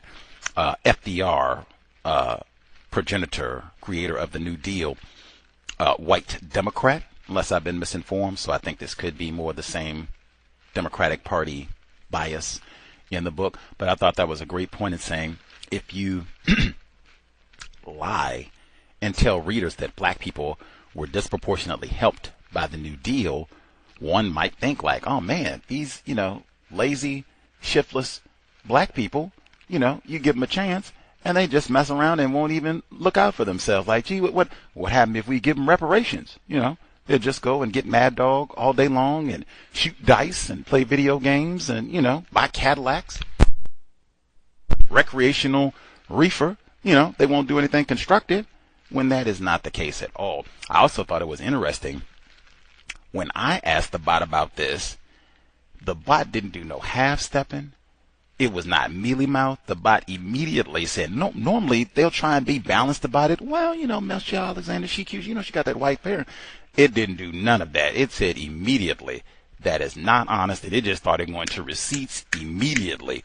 Wagner Act excluded black people from minimum wage, excluded black people from Social Security, maintained racial hierarchy, started listing all the racist Democrats like it was real historical record of this is factually not true.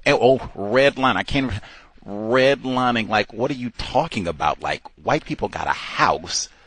What are you talking about? What did black people get out of this that would compare to white people when they said the jobs were in the suburbs? The people who live in the suburbs, they disproportionately benefited from the New Deal. That's what I mean. Like, man, Michelle Alexander, she lost all of the credibility and, well, she's a non-white person. She lost that for me when I looked at the cover of this book. Colorblind, man, I have to strain and not curse, man. Your flippin' mama is not colorblind. She know that when her white family, you done married a nigger, get out of here. I know they didn't. You foreign filth, nigger lover, get out of here. And they went all the way to Ashland. Don't tell me about I'm speaking for myself. Gus T told you it was going to be guns blazing from the front page, front cover. Guns are blazing. And you got a white mama? Oh my God. And white people done stuffed this down my throat for 16 years. The best book we just read, black owned. Shar Adams, book just published 5 months ago. Get to the end of that book about black bookstores and the history of black people reading about racism. Top 10 books you got to read.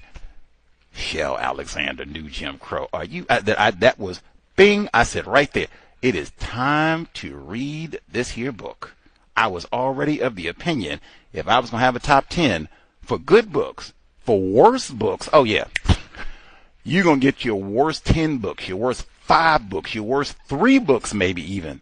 This one should be on there.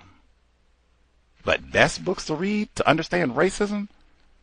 Why in the Christ is this book?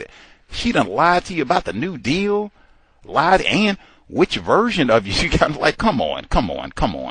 Did they have Do they have 15 different versions of the autobiography of Malcolm X? ISIS papers, I just said, Dr. Welsing. Does she have 15 different versions where she, I messed this, I got to go add this, I got to go add that, I got to go add. Fuller published the code book in the 80s. He offered an edition 30 years later. She couldn't even let this thing sit for a year. And she got a white parent. Let's see. Which is important even, and for the caller who dialed in, I included that portion at the beginning in the audio from the 2025 documentary, The Failure of the New Deal, because there were so many black contemporary people she cites in this book, the new NAACP, talking about the failure of the New Deal and how black people were excluded. They didn't say nothing about, man, FDR hooked us up, man. He was really looking out for brothers. Nothing of the sort. Let's see. When she talks about the so-called globalization and transfer of wait a minute, I even have to back up one second. She says the war on drugs, at the time he declared, talking about Reagan, his new war, less than 2% of the American public viewed drugs as the most important issue facing the nation. This fact was no deterrent to Reagan, for the drug war from the outset had little to do with public concern about drugs and much to do with public concern about race. By waging a war on drug users and dealers, Reagan made good on his promise to crack down on the racially defined others, the undeserving, and even her negligence as a scholar, where she has to come back for the re-edit and, COINTELPRO, J. Edgar Hoover, the Black Panther Party, which he also excluded from the first edition of the book, and then came and offered them in a tacky revision years later. Where did they start at? Who was governor of California?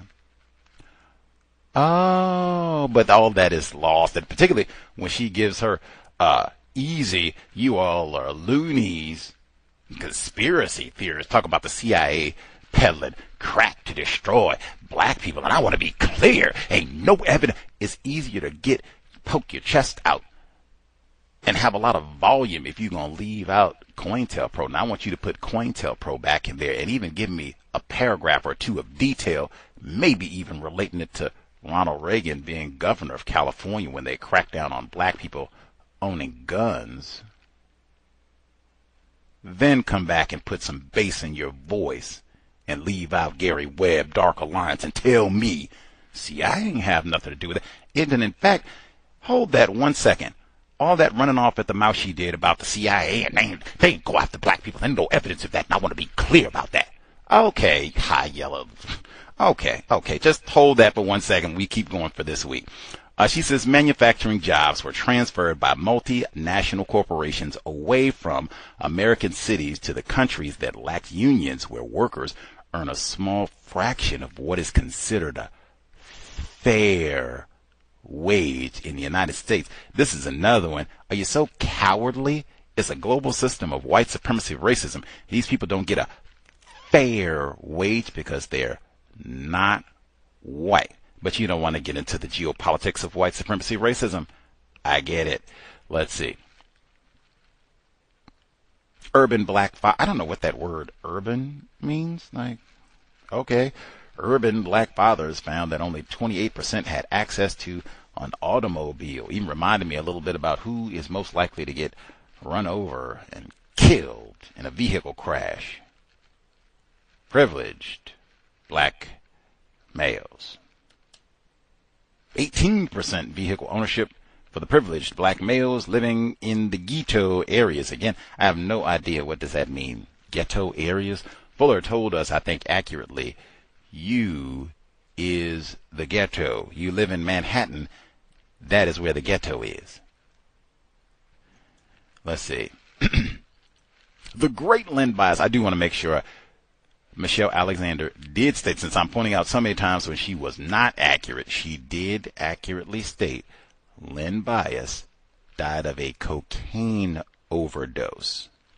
It probably was misstated that he had crack because he's a black dude. I'm just saying that I guess I did see some accurate reporting about this where the question was not, did he have crack? Did he have cocaine? The question was, how did he get this high-grade, pure cocaine as a kind of nobody black dude? Let's see. Victim of New Jersey. This is victim in New Jersey. This is the point. Well, probably accurate the first time too. He raised the point about this passage kind of minimizing the destruction of crack cocaine, which, like I said, I agree with, and I think she does too, at least implicitly, because she had to go back and add to specifically address that. Let's see. And now, what I said about her, you're a lunatic conspiracy theorist down here talking about CIA was trying to destroy black. But you come back and say Craig Reinerman, Harry Levine later made a similar point. Crack was a godsend to the right. Do you mean white people? White supremacists?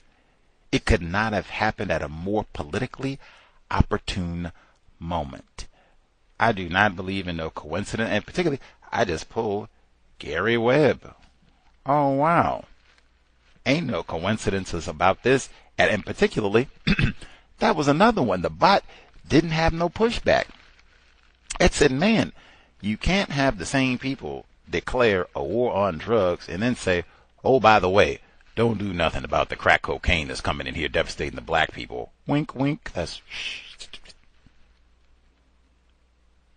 is what you wanted to happen. I mean, hey, you're the ones who could have put a stop to all this, and you didn't. So this is what you wanted to happen. Simple logic. That's what I said. Wow, I told you. Sometimes the bot can do that counter-racist logic pretty quick. Maybe you read Gary Webb, Darker Lines. Let's see. In Godsend, Religion of White Supremacy. Let's see. We even had Dr. Kenneth O'Reilly just said that Ronald Reagan was an FBI asset as well. On top of all that, let's see. And it's something, she takes a lot of swipes at criticisms of the Congressional Black Caucus and NAACP. I do not think of these groups as powerful people. How many, nuclear weapons do they have? When COVID-19 happened, did they go and, hey, we got to make a decision about if we're going to have a shutdown, and the CDC is coming in for recommendations, and we're going to need some members of the Congressional Black Caucus to come and advise us? Did that happen? The Iran conflict right now, the Congressional Black Caucus, are they going out, investigate, make suggestions? Are you serious? The same thing with the NAACP. They can have whatever opinion that they want. Maybe I agree. Maybe I don't. They are not in charge. And if you're going to have all that to say about the Congressional Black Caucus, you had better have a whole lot to say about your racist grandparents who booted your white mama to the curb, since you want to say all this is matter of fact, you just told us about racial animus. You got it right in your family.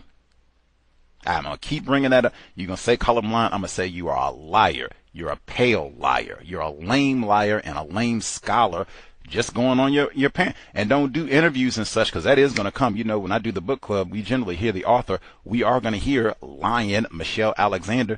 Don't give me no lame interview where you talk about your lame parents and your dad who's no longer with us. And oh my goodness, my grandpa, he saw him, and you got to get out of here.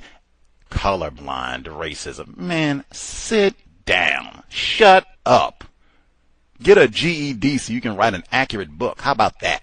You're not even a quality representation of Stanford. Let's see.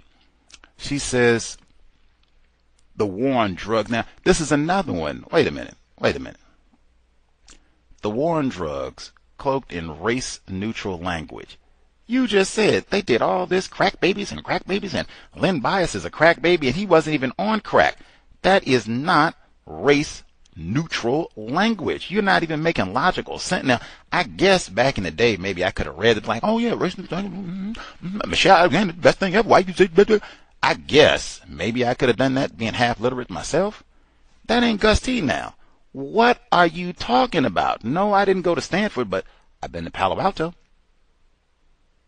I know enough to know that I've been to Palo Alto in California where they got a whole lot of data on COINTELPRO. That's why I say, man, like, no, I think this is lame. You're going to hear me? I'll be worse as we continue to have to sit through this crap for how many ever weeks they were reading this. I'm embarrassed. I'm embarrassed that there are black people who read this at any point, at any version, and thought, wow, Michelle, I don't give a fuck how many white people said, this is great. It is an embarrassment. It is a testament to how lame, dare I say, how illiterate black culture is, that at any point anybody read this and said, wow, this for black dudes to, I'll give black dudes a pass. We don't get to go to school. She just told we don't even have a car. So black dudes might be the only one I give a mild pass, but even black dudes like, wow, I'm a black dude. I thought this book was trash when I heard about it. I didn't even read it. I looked at the cover. What? And then found out she got a white parent. Woo! Anyway, she says I didn't even get the war on drugs cloaked in race. What are you talking about? What are you it's hard for me to even read. And for this book, because there is no audiobook of what we're reading, I'm having to listen to this like multiple times and go and delete things out. I don't even want to read this, and I got to sit through it like, oh my God, guns blazing every week. Oh my God. What is it? I can't even get through that. I'm going to have to skip that part of the sentence. Whites were offered an opportunity to oppose racial reform, offered whites opposed to racial reform a unique opportunity to express their hostility towards blacks and black progress without being exposed to the charge of racism. That is not race-neutral language. That is coded racist language. Like I said, if you're that illiterate, if you're that stupid, if you're that retarded, shut up. Go get Mr. Fuller's book. Go get Dr. West. Go get you a GED, man, because this is like grade school ignorant, man. Grade school ignorant, man. God.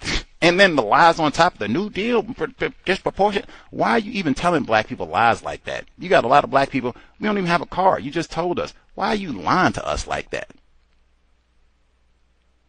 Are you that hard up for money? You said you're having all those children. Stop having babies. If you had to write this book to make some money to support your household, go teach. You could at least go teach, help people get a GED or something. You can teach them, learn how to read. Go to help some of the black dudes that your husband locked up in Ohio. Go to the prisons, get a program and help them read. Anything other than writing this lame, lying crap. Let's see. Once in the Oval Office, Bush stayed on message opposing affirmative action. That's another one. Like, are we going to have to hear about affirmative action every other chapter? Every 3 pages, no mention of, oh yeah, by the way, you know, the people that benefit the most from affirmative action are my white mama. Hell, maybe even me. I got a white mom. I'm talking about Michelle Alexander, not Gus T. But even that, like, why do you keep bringing that up in association with black people? That has nothing to do. Talk about your mama and affirmative action. Your mama who's still alive, and your black dad who's not here. That is affirmative action. The shift to general attitude of toughness toward problems associated with communities of color began in the 1960s when the gains and goals of the civil rights movement began to require real sacrifices on the part of white Americans. One of the few times she actually is talking about white people explicitly in the text, but my backup was, wait a minute, you high yellow... Didn't you just criticize us, like, widely for saying people frequently do not include the vagrancy laws of the early 20th century, Douglas Blackman's material? People exclude that from the black codes and racism. I do not. Why isn't that getting tough? The entire history of racism, white supremacy is white people getting tough on Negro. Why isn't Pitchfork, Ben Tillman, and the red shirts getting tough on niggers? Voting, running amok in South Carolina. Why isn't that getting tough on niggers? Lynching, that's not getting tough on niggers. Vagrancy laws, That's not getting tough on niggers? White people are always getting tough on niggers. When are they not tough on niggers? I don't agree with that one either. Let's see. Progressives, we already had that pointed out. Progressives concerned about racial justice in this period were mostly silent. I have no idea who are you talking about. She's saying in the 1990s. Who are you talking about? Who were these? So if we rewind, so they were progressive and active and loud in the 80s. Who are you talking about? Name names the way that you name names for the Congressional Black Caucus and the NAACP when you want to criticize them, these black people, for how they're responding to racism. Name these progressive white people. Are you talking about your mom? Let's see. She says politicians of every stripe. I think that might be in the word guide. Like, I've never seen a person of stripes. Like, what are you talking about? Every type of white person? Politicians of every stripe competed with each other to win the votes of poor and working class whites whose economic status was precarious at best and who felt threatened by racial reforms. That's another one. If she said they were threatened by white genetic annihilation, money. That's not what she said. I do not think that white people are just ignoramuses, stupid, and or more powerful white people can just come and easily fool them all the time. I do not think that's what it is. I think white people, regardless of their bank account, are in agreement. We're dedicated to white supremacy racism. Poor white people and rich white people fight all the time. Didn't they have Occupy Wall Street? That happens all the time.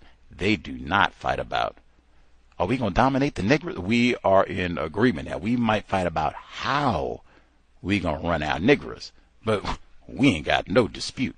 We going to be in charge of the niggers worldwide. All of the niggers. Let's see. She says it again. She says, as had happened before, former allies of African Americans, as much as conservatives, adopted a political strategy that required them to prove how tough they could be on them. The dark-skinned pariahs. Pariahs, they're not people. Come on, let's use human terms. But who are these former allies? Who are, again, if you're going to come out Michelle Alexander and get tough and rowdy and Michelle, Congressional Black Caucus, they ain't do right, NAACP, they ain't say nothing about, if you're going to do that all throughout the book, buddy, you should have a whole lot to say about the people who are most to blame, and they should be named. You can name the Congressional Black Caucus. Who are these white former allies? Who, in the 90s, and they should still be alive, right? We can go call and email them. Why don't you do a better job? Why don't you speak up, man? What's wrong with you? That's what I mean. Like, sit down. Your scholarship is lame and it's cowardly. Or I can say it the other way. Equal parts. Cowardly and lame. Which I thought it would be. Let's see.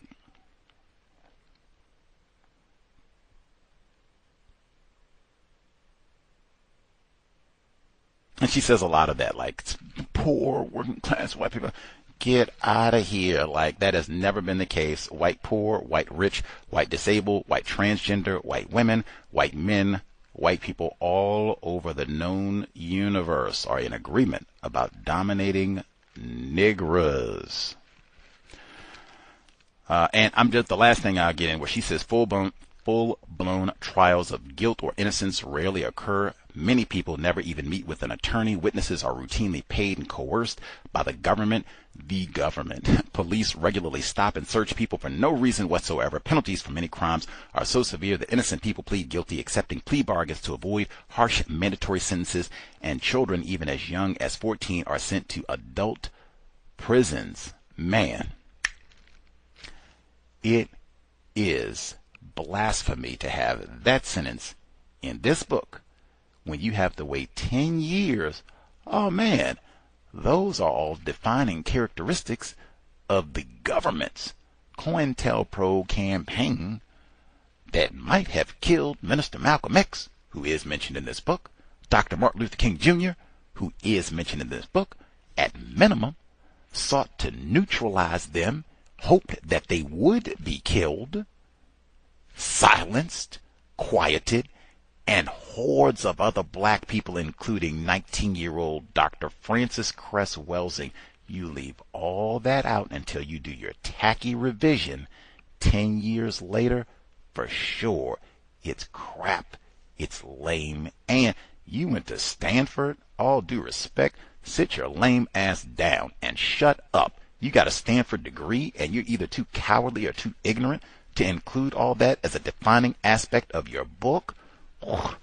Maybe it should be the worst book ever. And again, it is, for me, it is a dual.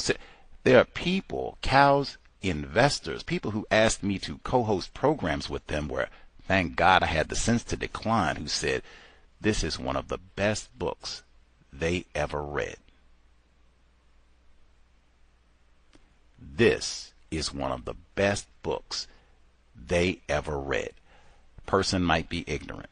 Many of us are if we're not white. Maybe they never investigated the New Deal. Maybe they didn't investigate Michelle Alexander. But man, that right there, that's what Shar Adams, she said, at the end she put her top 10, and she said it was research. I talked to the black bookstore owners and everyone. Did I convene? What did it say? Michelle Alexander, New Jim Crow. And I've told you for years, that is my conclusion. Most of the other victims of white supremacy I talk to, what is your conclusion about racism, white supremacy? They give you their answer. They'll say A. I give you my answer. I say Z. This would be another, take it out. But some of this, and again, I can't emphasize enough, this is not subjective. This would just be, look at the, hey man, you could take the easy one. Did Michelle Alexander go speak at tons of rooms that were half empty when this book came out in 2010? Yay or nay? I advise, go check NPR's archives. How many times was she on NPR in 2010? I'll rest my case there. Woo! Book is lame.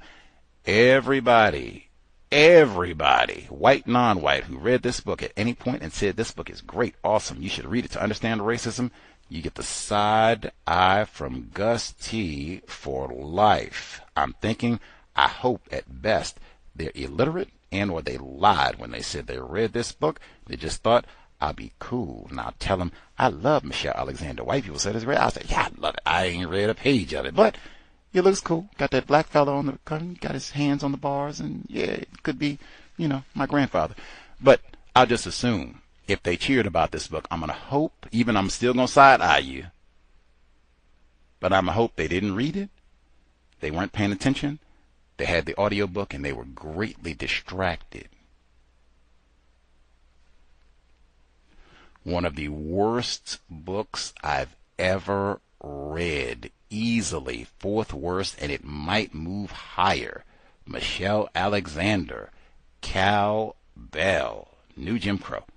Katherine Massey Book Club, audio segment number 2. Just say no. The first major sign that the Supreme Court would not allow the Fourth Amendment to interfere with the prosecution of the war on drugs came in Florida versus Bostic. In that case, Terrence Bostic, a 28-year-old African-American, had been sleeping in the back seat of a Greyhound bus on his way from Miami to Atlanta. 2 police officers, wearing bright green braid jackets and displaying their badges and a gun, woke him with a start. The bus was stopped for a brief layover in Fort Lauderdale, and the officers were working the bus, looking for persons who might be carrying drugs. Bostic provided them with his identification and ticket as requested. The officers then asked to search his bag. Bostic complied, even though he knew his bag contained a pound of cocaine.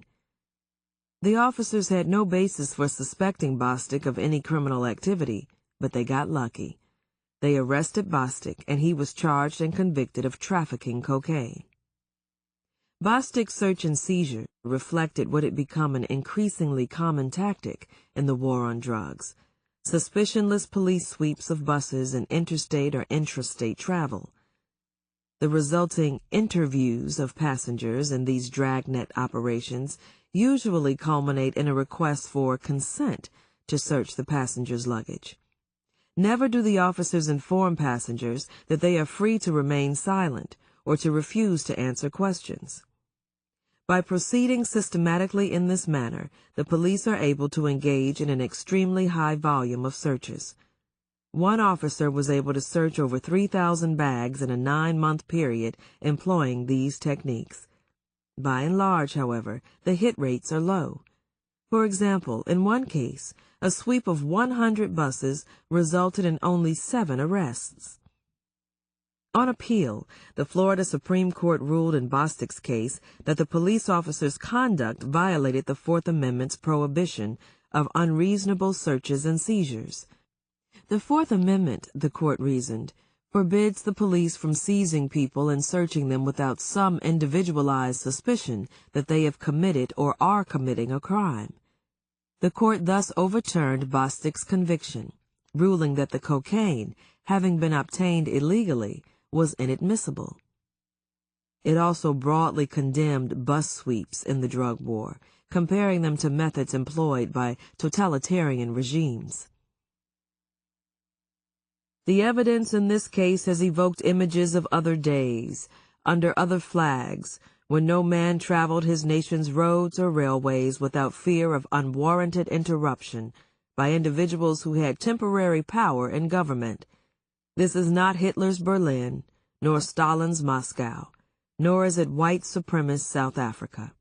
Yet in Broward County, Florida, these police officers approach every person on board buses and trains that time permits, and check identification, tickets, ask to search luggage, all in the name of voluntary cooperation with law enforcement. The U.S. Supreme Court reversed. The court ruled that Bostic's encounter with the police was purely voluntary, and therefore he was not seized within the meaning of the Fourth Amendment. Even if Bostic didn't feel free to leave when confronted by police at the back of the bus, the proper question, according to the court, was whether a reasonable person in Bostic's shoes would have felt free to terminate the encounter. A reasonable person, the court concluded, would have felt free to sit there and refuse to answer the police officer's questions, and would have felt free to tell the officer, "No, you can't search my bag." Accordingly, Bostic wasn't really seized within the meaning of the Fourth Amendment, and the subsequent search was purely consensual. The court made clear that its decision was to govern all future drug sweeps, no matter what the circumstances of the targeted individual. Given the blanket nature of the ruling, courts have found police encounters to be consensual in truly preposterous situations. For example, a few years after Bostic, the District of Columbia Court of Appeals applied the ruling to a case involving a 14-year-old girl interrogated by the police, concluding that she must be held to the same reasonable person standard. Prior to the Bostic decision, a number of lower courts had found absurd the notion that reasonable people would feel empowered to refuse to answer questions when confronted by the police. As Federal Judge Prentice Marshall explained, "The average person encountered will feel obliged to stop and respond. Few will feel that they can walk away or refuse to answer." Professor Tracy Macklin put it this way: "Common sense teaches that most of us don't have the chutzpah or stupidity to tell a police officer to get lost after he has stopped us and asked us for identification or question us about possible criminal conduct." Other courts emphasize that granting police the freedom to stop, interrogate, and search anyone who consented would likely lead to racial and ethnic discrimination. Young black men would be the likely targets, rather than older white women. Justice Thurgood Marshall acknowledged as much in his dissent in Bostic, noting, "The basis of the decision to single out particular passengers during a suspicionless sweep is less likely to be inarticulable than unspeakable." Studies have shown that Macklin's common sense is correct. The overwhelming majority of people who are confronted by police and asked questions respond, and when asked to be searched, they comply. This is the case even among those, like Bostic, who have every reason to resist these tactics because they actually have something to hide. This is no secret to the Supreme Court. The court long ago acknowledged that effective use of consent searches by the police depends on the ignorance and powerlessness of those who are targeted. In Schneckloth v. Bustamante, decided in 1973, the court admitted that if waiver of one's right to refuse consent were truly knowing, intelligent, and voluntary, it would, in practice, create serious doubt whether consent searches would continue to be conducted. In other words, consent searches are valuable tools for the police only because hardly anyone dares to say no.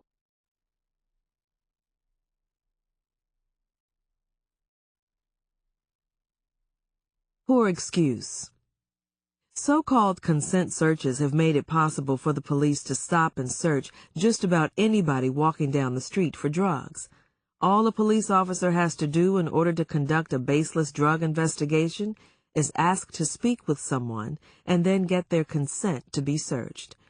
So long as orders are phrased as a question, compliance is interpreted as consent. "May I speak to you?" thunders an officer. "Will you put your arms up and stand against the wall for a search?" Because almost no one refuses, drug sweeps on the sidewalk and on buses and trains are easy. People are easily intimidated when the police confront them, hands on their revolvers, and most have no idea the question can be answered no. But what about all the people driving down the street? How do police extract consent from them? The answer? Pretext stops. Like consent searches, pretext stops are favorite tools of law enforcement in the war on drugs. A classic pretext stop is a traffic stop motivated not by any desire to enforce traffic laws, but instead motivated by a desire to hunt for drugs in the absence of any evidence of illegal drug activity. In other words, police officers use minor traffic violations as an excuse, a pretext, to search for drugs even though there is not a shred of evidence suggesting the motorist is violating drug laws. Pretext stops, like consent searches, have received the Supreme Court's unequivocal blessing. Just ask Michael Wren and James Brown. Wren and Brown, both of whom are African American, were stopped by plainclothes officers in an unmarked vehicle in June 1993. The police admitted to stopping Wren and Brown because they wanted to investigate them for imagined drug crimes, even though they didn't have probable cause or reasonable suspicion such crimes had actually been committed. Lacking actual evidence of criminal activity, the officers decided to stop them based on a pretext, a traffic violation. The officers testified that the driver failed to use his turn signal and accelerated abruptly from a stop sign. Although the officers weren't really interested in the traffic violation, they stopped the pair anyway because they had a hunch they might be drug criminals. It turned out they were right. According to the officers, the driver had a bag of cocaine in his lap, allegedly in plain view. On appeal, Wren and Brown challenged their convictions on the ground that pretextual stops violate the Fourth Amendment. They argued that, because of the multitude of applicable traffic and equipment regulations, and the difficulty of obeying all traffic rules perfectly at all times, the police will nearly always have an excuse to stop someone and go fishing for drugs.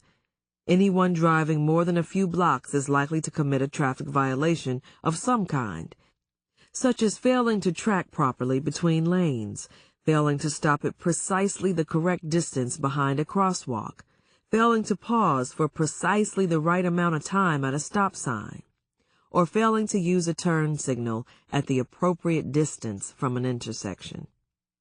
Allowing the police to use minor traffic violations as a pretext for baseless drug investigations would permit them to single out anyone for a drug investigation without any evidence of illegal drug activity whatsoever. That kind of arbitrary police conduct is precisely what the Fourth Amendment was intended to prohibit.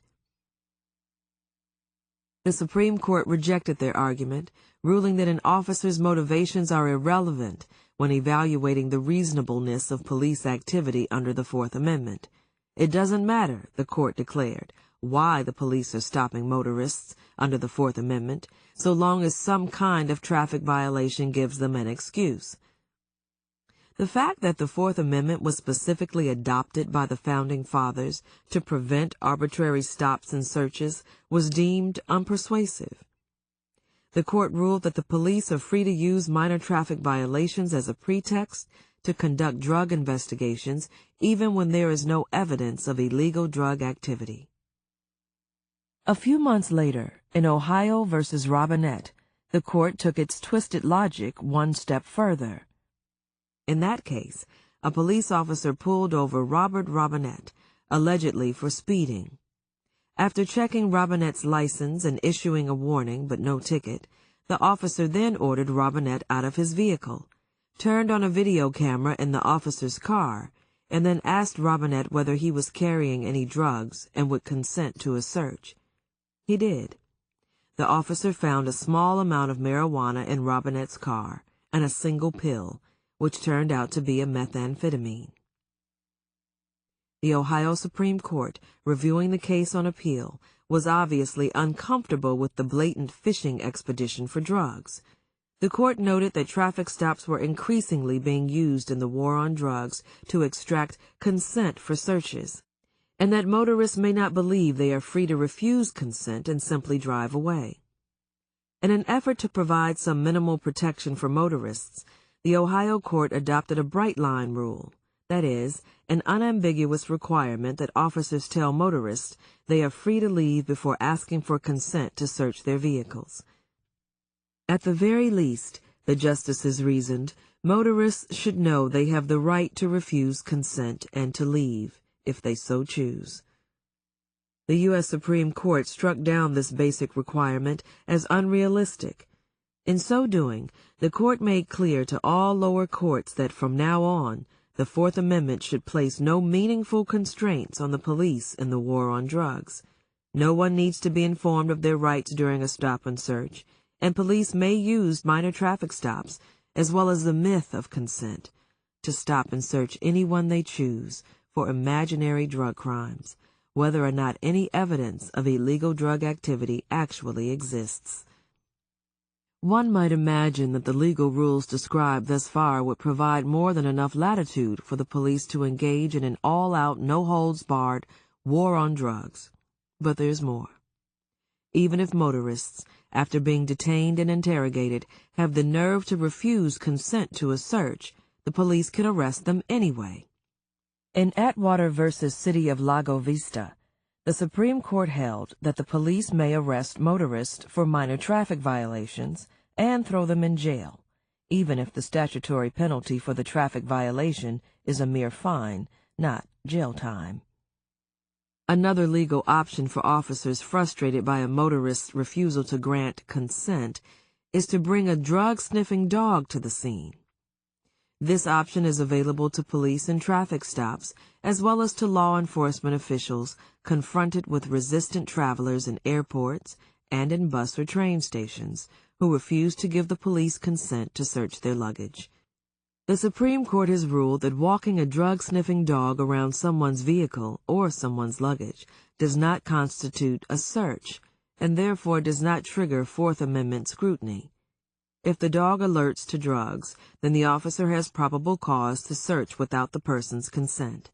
Naturally, in most cases, when someone is told that a drug-sniffing dog will be called, the seized individual backs down and consents to the search, as it has become apparent that the police are determined to conduct the search one way or another. Kissing frogs. Court cases involving drug law enforcement almost always involve guilty people. Police usually release the innocent on the street, often without a ticket, citation, or even an apology, so their stories are rarely heard in court. Hardly anyone files a complaint because the last thing most people want to do after experiencing a frightening and intrusive encounter with the police is show up at the police station where the officer works and attract more attention to themselves. For good reason, many people, especially poor people of color, fear police harassment, retaliation, and abuse. After having your car torn apart by the police in a futile search for drugs, or being forced to lie spread-eagled on the pavement while the police search you and interrogate you for no reason at all, how much confidence do you have in law enforcement? Do you expect to get a fair hearing? Those who try to find an attorney to represent them in a lawsuit often learn that unless they have broken bones and no criminal record, private attorneys are unlikely to be interested in their case. Many people are shocked to discover that what happened to them on the side of the road was not, in fact, against the law. The inevitable result is that the people who wind up in front of a judge are usually guilty of some crime.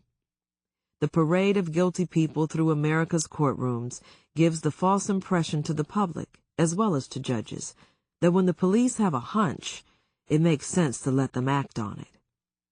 Judges tend to imagine the police have a sixth sense or some kind of special police training that qualifies them to identify drug criminals in the absence of any evidence. After all, they seem to be right so much of the time, don't they? The truth, however, is that most people stopped and searched in the war on drugs are perfectly innocent of any crime. The police have received no training that enhances the likelihood they will spot the drug criminals as they drive by and leave everyone else alone. To the contrary, tens of thousands of law enforcement officers have received training that guarantees precisely the opposite. The Drug Enforcement Agency, DEA, trains police to conduct utterly unreasonable and discriminatory stops and searches throughout the United States. Perhaps the best known of these training programs is Operation Pipeline. The DEA launched Operation Pipeline in 1984 as part of the Reagan administration's rollout of the war on drugs. The federal program, administered by over 300 state and local law enforcement agencies, trains state and local law enforcement officers to use pretextual traffic stops and consent searches on a large scale for drug interdiction. Officers learn, among other things, how to use a minor traffic violation as a pretext to stop someone, how to lengthen a routine traffic stop and leverage it into a search for drugs, how to obtain consent from a reluctant motorist, and how to use drug-sniffing dogs to obtain probable cause. By 2000, the DEA had directly trained more than 25,000 officers in 48 states in pipeline tactics, and helped to develop training programs for countless municipal and state law enforcement agencies. In legal scholar Ricardo Basquiat's words, Operation Pipeline is exactly what the framers meant to prohibit, a federally run general search program that targets people without cause for suspicion, particularly those who belong to disfavored groups. The program's success requires police to stop staggering numbers of people in shotgun fashion. This volume approach to drug enforcement sweeps up extraordinary numbers of innocent people. As one California Highway Patrol officer said, "It's sheer numbers. You've got to kiss a lot of frogs before you find a prince." Accordingly, every year, tens of thousands of motorists find themselves stopped on the side of the road, fielding questions about imaginary drug activity, and then succumbing to a request for their vehicle to be searched, sometimes torn apart, in the search for drugs. Most of these stops and searches are futile. It has been estimated that 95% of pipeline stops yield no illegal drugs. One study found that up to 99% of traffic stops made by federally funded narcotics task forces result in no citation, and that 98% of task force searches during traffic stops are discretionary searches, in which the officer searches the car with the driver's verbal consent, but has no other legal authority to do so. The drug courier profiles, utilized by the DEA and other law enforcement agencies for drug sweeps on highways, as well as in airports and train stations, are notoriously unreliable. In theory, a drug courier profile reflects the collective wisdom and judgment of a law enforcement agency's officials. Instead of allowing each officer to rely on his or her own limited experience and biases in detecting suspicious behavior, a drug courier profile affords every officer the advantage of the agency's collective experience and expertise. However, as legal scholar David Cole has observed, in practice, the drug courier profile is a scattershot hodgepodge of traits and characteristics so expansive that it potentially justifies stopping anybody and everybody. The profile can include traveling with luggage, traveling without luggage, driving an expensive car, driving a car that needs repairs, driving with out-of-state license plates, driving a rental car, driving with mismatched occupants, acting too calm, acting too nervous, dressing casually, wearing expensive clothing or jewelry, being one of the first to deplane, being one of the last to deplane, deplaning in the middle, paying for a ticket in cash, using large denomination currency, using small denomination currency, traveling alone, traveling with a companion, and so on. Even striving to obey the law fits the profile. The Florida Highway Patrol drug courier profile cautioned troopers to be suspicious of scrupulous obedience to traffic laws. As Cole points out, such profiles do not so much focus on an investigation as provide law enforcement officials a ready-made excuse for stopping whomever they please. The Supreme Court has allowed use of drug courier profiles as guides for the exercise of police discretion. Although it has indicated that the mere fact that someone fits a profile doesn't automatically constitute reasonable suspicion justifying a stop, courts routinely defer to these profiles, and the court has yet to object. As one judge said after conducting a review of drug courier profile decisions, many courts have accepted the profile, as well as the Drug Enforcement Agency's scattershot enforcement efforts, unquestioningly, mechanistically, and dispositively. Dispositively. I will say I was a little bit, what shall I say, not distracted, but my mind certainly was because so much of it was spent on these stops and consent and all the rest.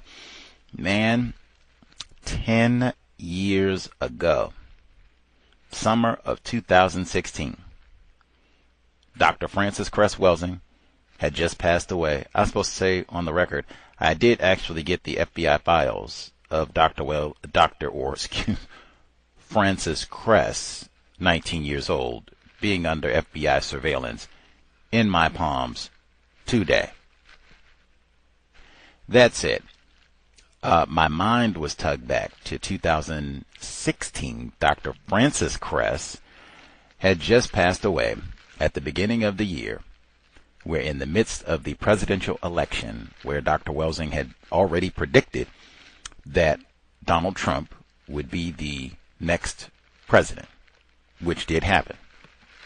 But that summer we had Dr. Niana Rasayan as a guest on the program.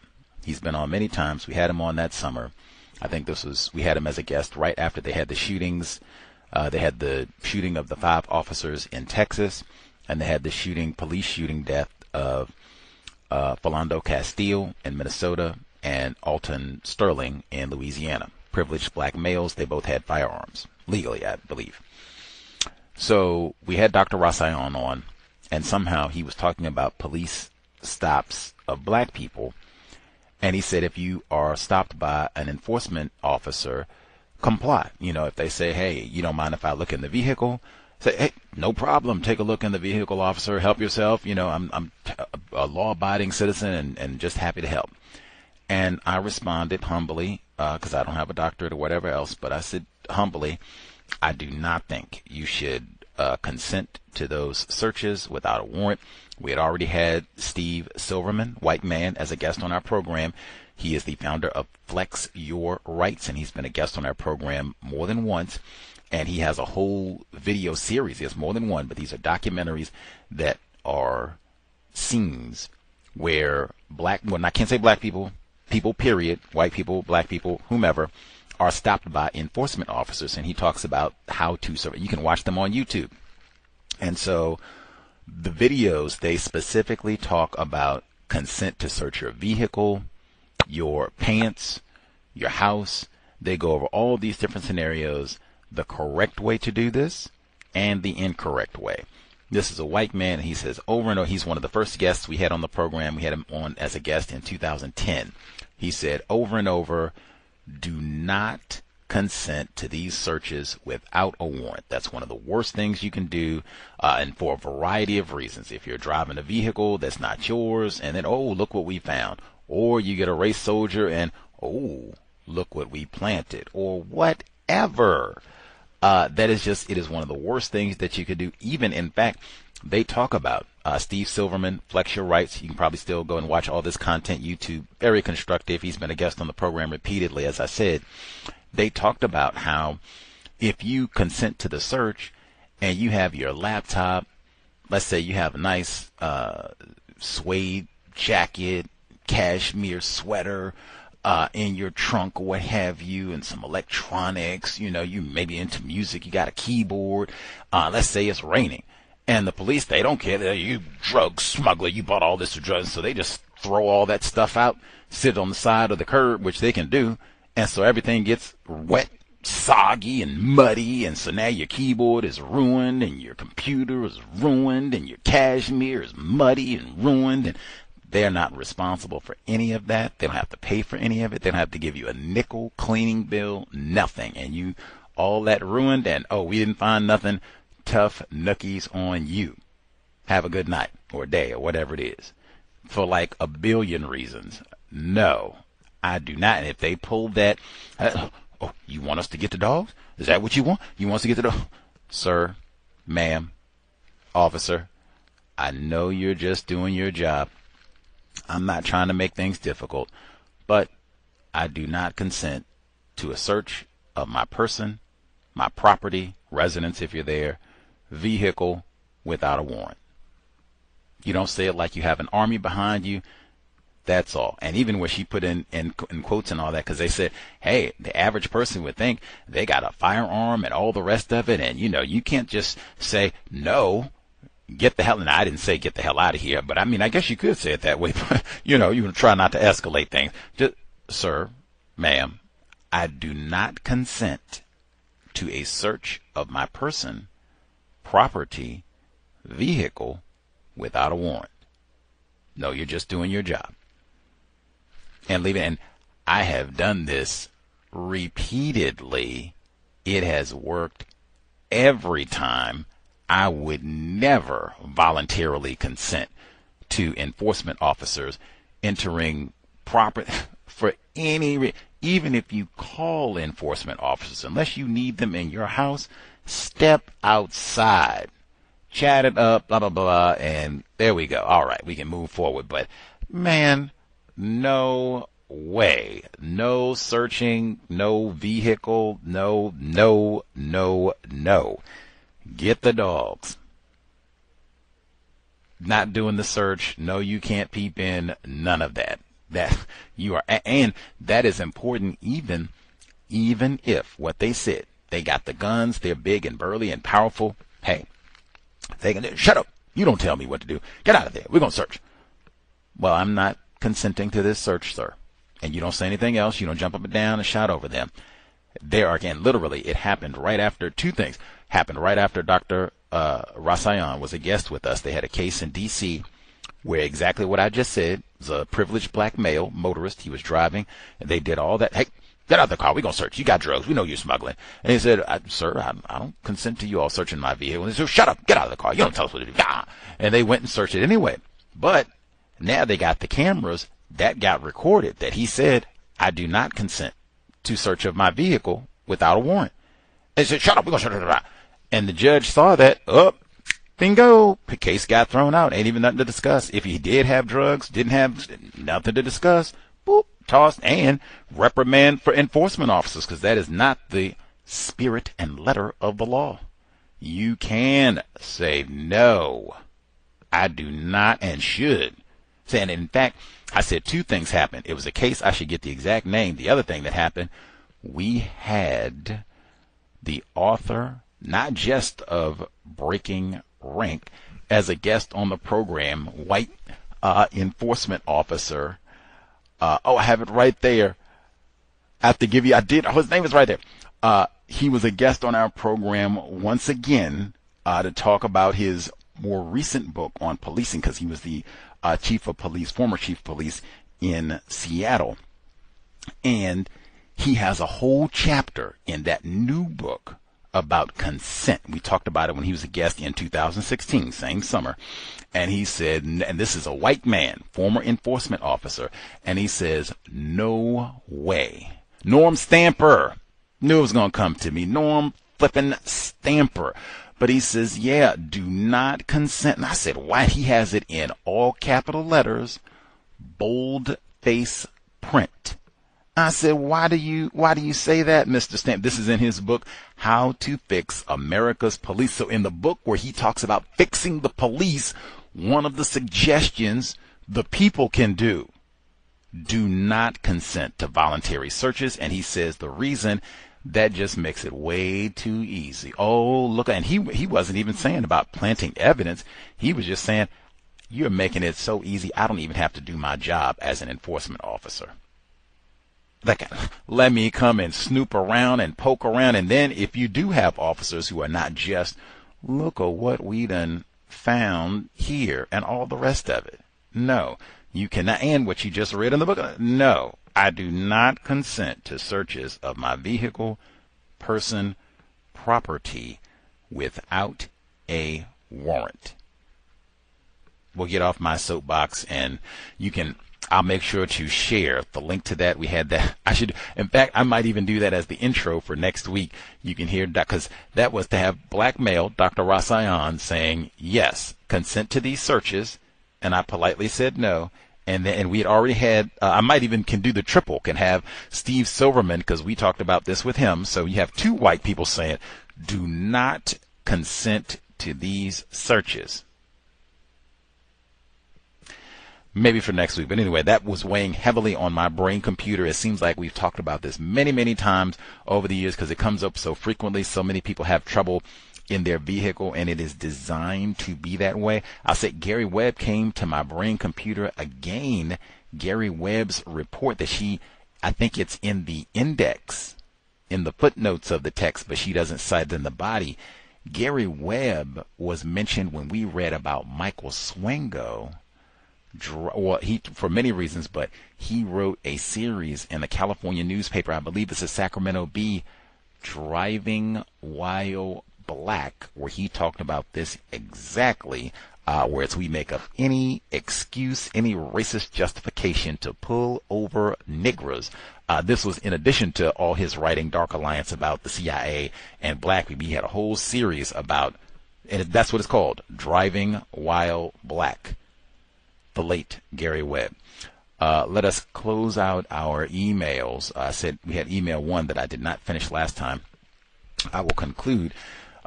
It reads, the system functioned relatively automatically, and the prevailing system of racial meanings, identities, and ideologies already seemed natural. Michelle Alexander is not this stupid, and it's probably the most dangerous argument she's made so far. Mass incarceration was a result of deliberate political choices. Police enforcement and imprisonment happened through legislative change, budgetary prioritization, and political messaging. This doesn't make sense and contradicts her own arguments earlier in this chapter. 90% of those admitted to prison for drug offenses in many states were black or Latino, yet the mass incarceration of communities of color was explained in race-neutral terms, an adaptation to these needs and demands of the current political climate. Codified language does not equal race-neutral. Did somebody say that before? Echo. I'm wondering what exactly in this book does her husband disagree with. That's the second person that asked that question, because she said in the I think it's in the new preface. I might be wrong. It's in one of the prefaces. I think it's in the 10th anniversary preface. But she said her husband, who I already mentioned, Democrat Party, she said Carter does not agree with her views in this book. But she didn't elaborate, like, what he doesn't agree with. And we were like, what does that mean? He's a prosecutor, so I don't know. Does he think the drug war was correct? He thinks these people are criminals. They need to, like, what, you know, she didn't give us enough detail about it. So, yeah, I don't know. But this is the second person who has asked, like, what exactly is his opposing viewpoint on all of this? Like, has he written maybe an article? Maybe he did a book review to give his thoughts about it. I would love to read Carter's, her husband, his book review about it. That would be mandatory. He might also think she's being deceptive. You are the second person to say that. That's so funny. She is at least the second listener who said, talking about her husband, who doesn't agree with her perspective in this book and all that, that maybe her husband, who also graduated from Stanford, so he's not stupid either, ostensibly, that maybe he read this and came to the same conclusion that some of us did, that, man, you up here, mulatto with a white parent and talking all this colorblind and racist, man, please, get...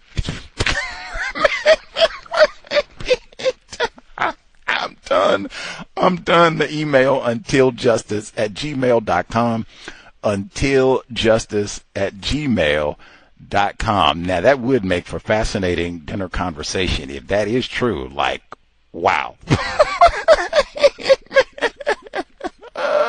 VGQ, let's talk about something. I can't get up. Let's see. I forgot the 720-716-7300, the code 564-943#. Press star 61 if you would like to participate. Folks who dialed in with a hand up, victim in New Jersey, our caller 5962 with us. I'll look for other hands too.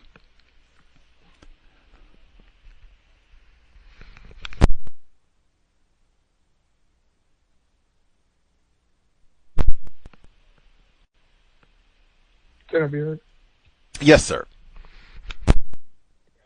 I'm sorry. You got it. Go ahead. Oh, no, I'm sorry. I was on mute and I was steady talking. Thanks. So Gus, I was wondering, why did she use those three examples? Like, this is a book about the new Jim Crow. Like, using those three examples, that really wasn't a compelling argument. I mean, and who is this book for? Is it for white people? Now, we're talking about white people who think that the police is too restrained and should have more freedom to go after black people. So you give three examples of Bostic, who they found drugs on. Renan Brown had drugs. Third example, had marijuana. There were so many other stories that was recorded of discrimination, racial injustice as it relates to policing. So who are you trying to convince that those two stories represent examples of what you call the new Jim Crow? I'm confused. And again, we're talking about right now, since she's doing racial narrative, she want to talk about conservatives. I mean, you have Donald Trump, who encouraged the police to arrest criminals and rough them up. You guys are too restrained. We're gonna let you guys be able to do your job without being prosecuted. So I'm just totally confused. This isn't a compelling argument from what she's from this last read to say that this is the new Jim Crow. I don't think that from just the beginning of the read, if this is to convince white people that, you know, the Leroys of the world are being mistreated and this is a form of the new Jim Crow, she's not making compelling arguments. None whatsoever. And I second what you said about, honestly, what you stated could have been a better chapter than what she was rambling about. And honestly, I'm not even gonna lie to you, Gus. I was listening and I kind of dozed off. So, and I'm just like, and I agree with you too. And deviating from the book, I too was pulled over by the police, and it does work. Me and the cousin was took out of the car, and I clearly stated, you do not have permission to search my car. Police officer even attempted to be sneaky, and tried to kind of peek in my glove compartment. I said again, I do not consent or give you permission to search my car. And the police officers stopped. But yeah, Gus, this so far this is a not convincing read that what Black people are experiencing right now, as far as like mass incarceration. If she was somebody that had to argue the point, she's not doing a very good job. And those three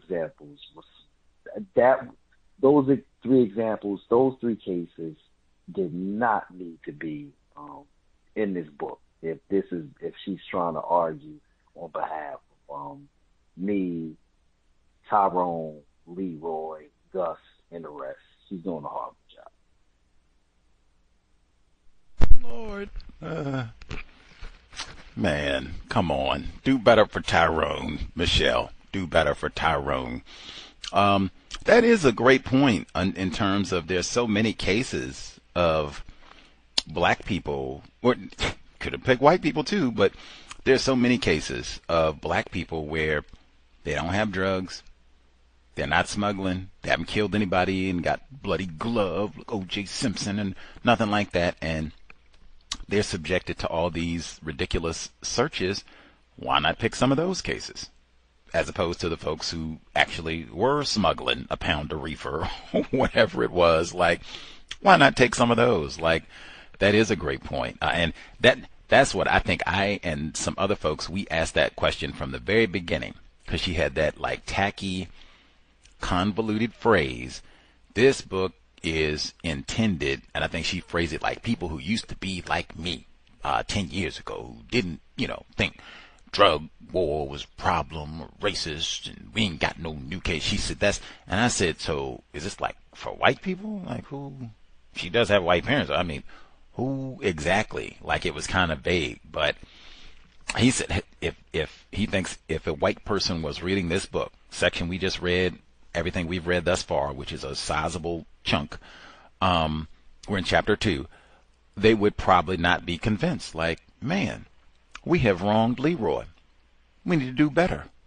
We need to go, we need to do something, close Rikers or Attica, something. We got to get on it, man, because, yeah, Michelle, she has really made me reconsider things. He thinks that would not be the case, even though it was a bestseller and white people have loved them some new Jim Crow. Maybe it was meant for, I have heard lots of Black people also say that this is amazing, wonderful. I'm going to be even ignorant before I get our other caller right quick. Michelle Alexander did a talk a couple weeks ago, 2026, a couple weeks ago. She did a talk. She was in Colorado, and her talk, I want to give you a teaspoon, and then give me 2 seconds. This will be context for our chat. Let me see. It was, there we go. Whew. high-grade tomfoolery. Look at here. Let's see. Did it load? Oh, it's not. Okay, let me try. There we go. Got me up here not click. And now when I see her, it's like so glaring, like, oh yes, white parent. White parent. So this is from Negro History Month, even make me vomit a little bit in my mouth. February 25th, 2026.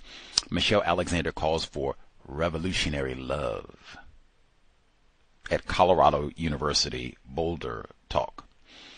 Author Michelle Alexander called for people to engage in revolutionary love, a choice to care for all regardless of differences and use that force to enact change.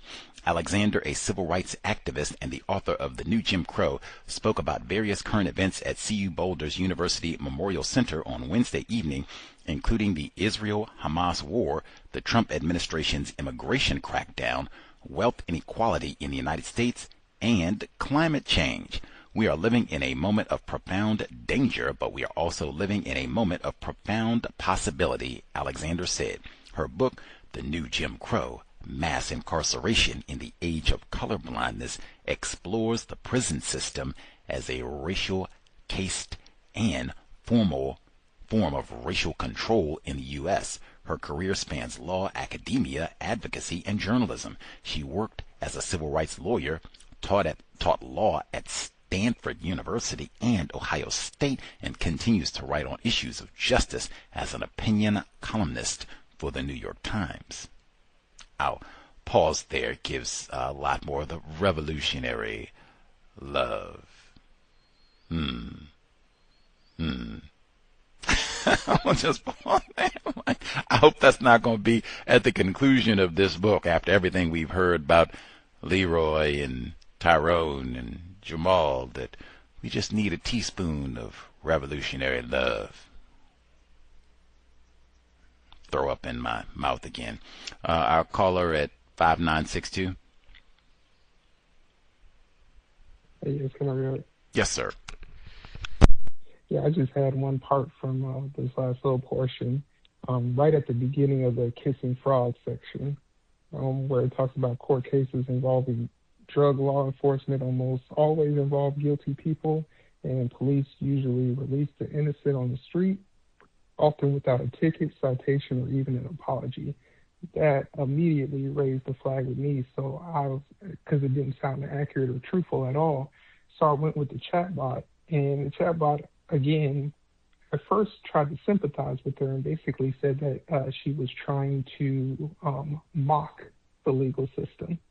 But then I said, well, towards the end of that, it goes into the truth, however, is that most people stopped and searched in the war on drugs are perfectly innocent of any crime. I said, again, here we are with this lazy accusation where we put out information like black people being disproportionately helped by the New Deal, or that, court cases involving drug law enforcement, the person's always innocent. If I'm confused about the system and I just stop at that sentence, this could be harmful to me, where I think, hey, I might be able to tote whatever I want to tote in my vehicle, and the police are just wrong for searching me in the beginning, which could cause you even more legal problems. So the book just seems to be very inaccurate. It doesn't, not scholarly at all. I think that's a better term for it. Not scholarly at all. And that's all I had. I agree. It is not scholarly. I agree. That could be said, I feel like, every page. And I think further evidence of that is the fact that you have all these corrections. Like, if folks have had a contrary experience, especially like more than like one or two, where you think, oh, that's not that odd. People write nonfiction books, historical investigations, and they make lots of edits, like on a yearly basis even. They make all kinds of changes and additions and subtractions, like, oh yeah, that's real common. Really? That has not been my experience, like, at all. Not scholarly. Let's see. Email number 2. Number 1. Reagan mastered his colorblind rhetoric on crime, welfare, taxes, and states' rights, was clearly understood by white and black. Reagan kicked off his presidential campaign in Neshoba County. The author's use of the term colorblind is confusing to me. It seems like a total misuse of the term. Does it mean coded language, which has been a part of white supremacist language long before Reagan? For example, calling someone a communist. 2. Justice Department announced its intention to cut in half the number of specialists assigned to identify and prosecute white-collar criminals and to shift its attention to street crime. The lack of interest in prosecuting so-called white-collar crimes by race soldiers was recently discussed by a C.O.W.S guest. Stacey Horn, admitted racist, during her discussion of the text The Killing Fields of East New York. She mentioned a book titled The Chicken Shit Club by Jessinger Eisinger, which discusses this also. 3. Deindustrialization was crack. 1985. Reagan's drug war, black crack whores, crack babies, and gangbangers, welfare queens, black men as predators. Reagan's successor, George Bush Sr., did not hesitate to employ implicit racial appeals. The whole welfare queen story is a myth. See text The Queen by Josh Levine, quote or play a snippet of him talking today about the welfare queen, Linda Taylor, having one white parent, just like the author of this book. I don't recall any mention in the text regarding the CIA's involvement in distribution of crack cocaine in the so-called ghetto and the work of investigative journalist Gary Webb. Now again, she doesn't mention Gary Webb in the body of the book. He is mentioned in the footnotes.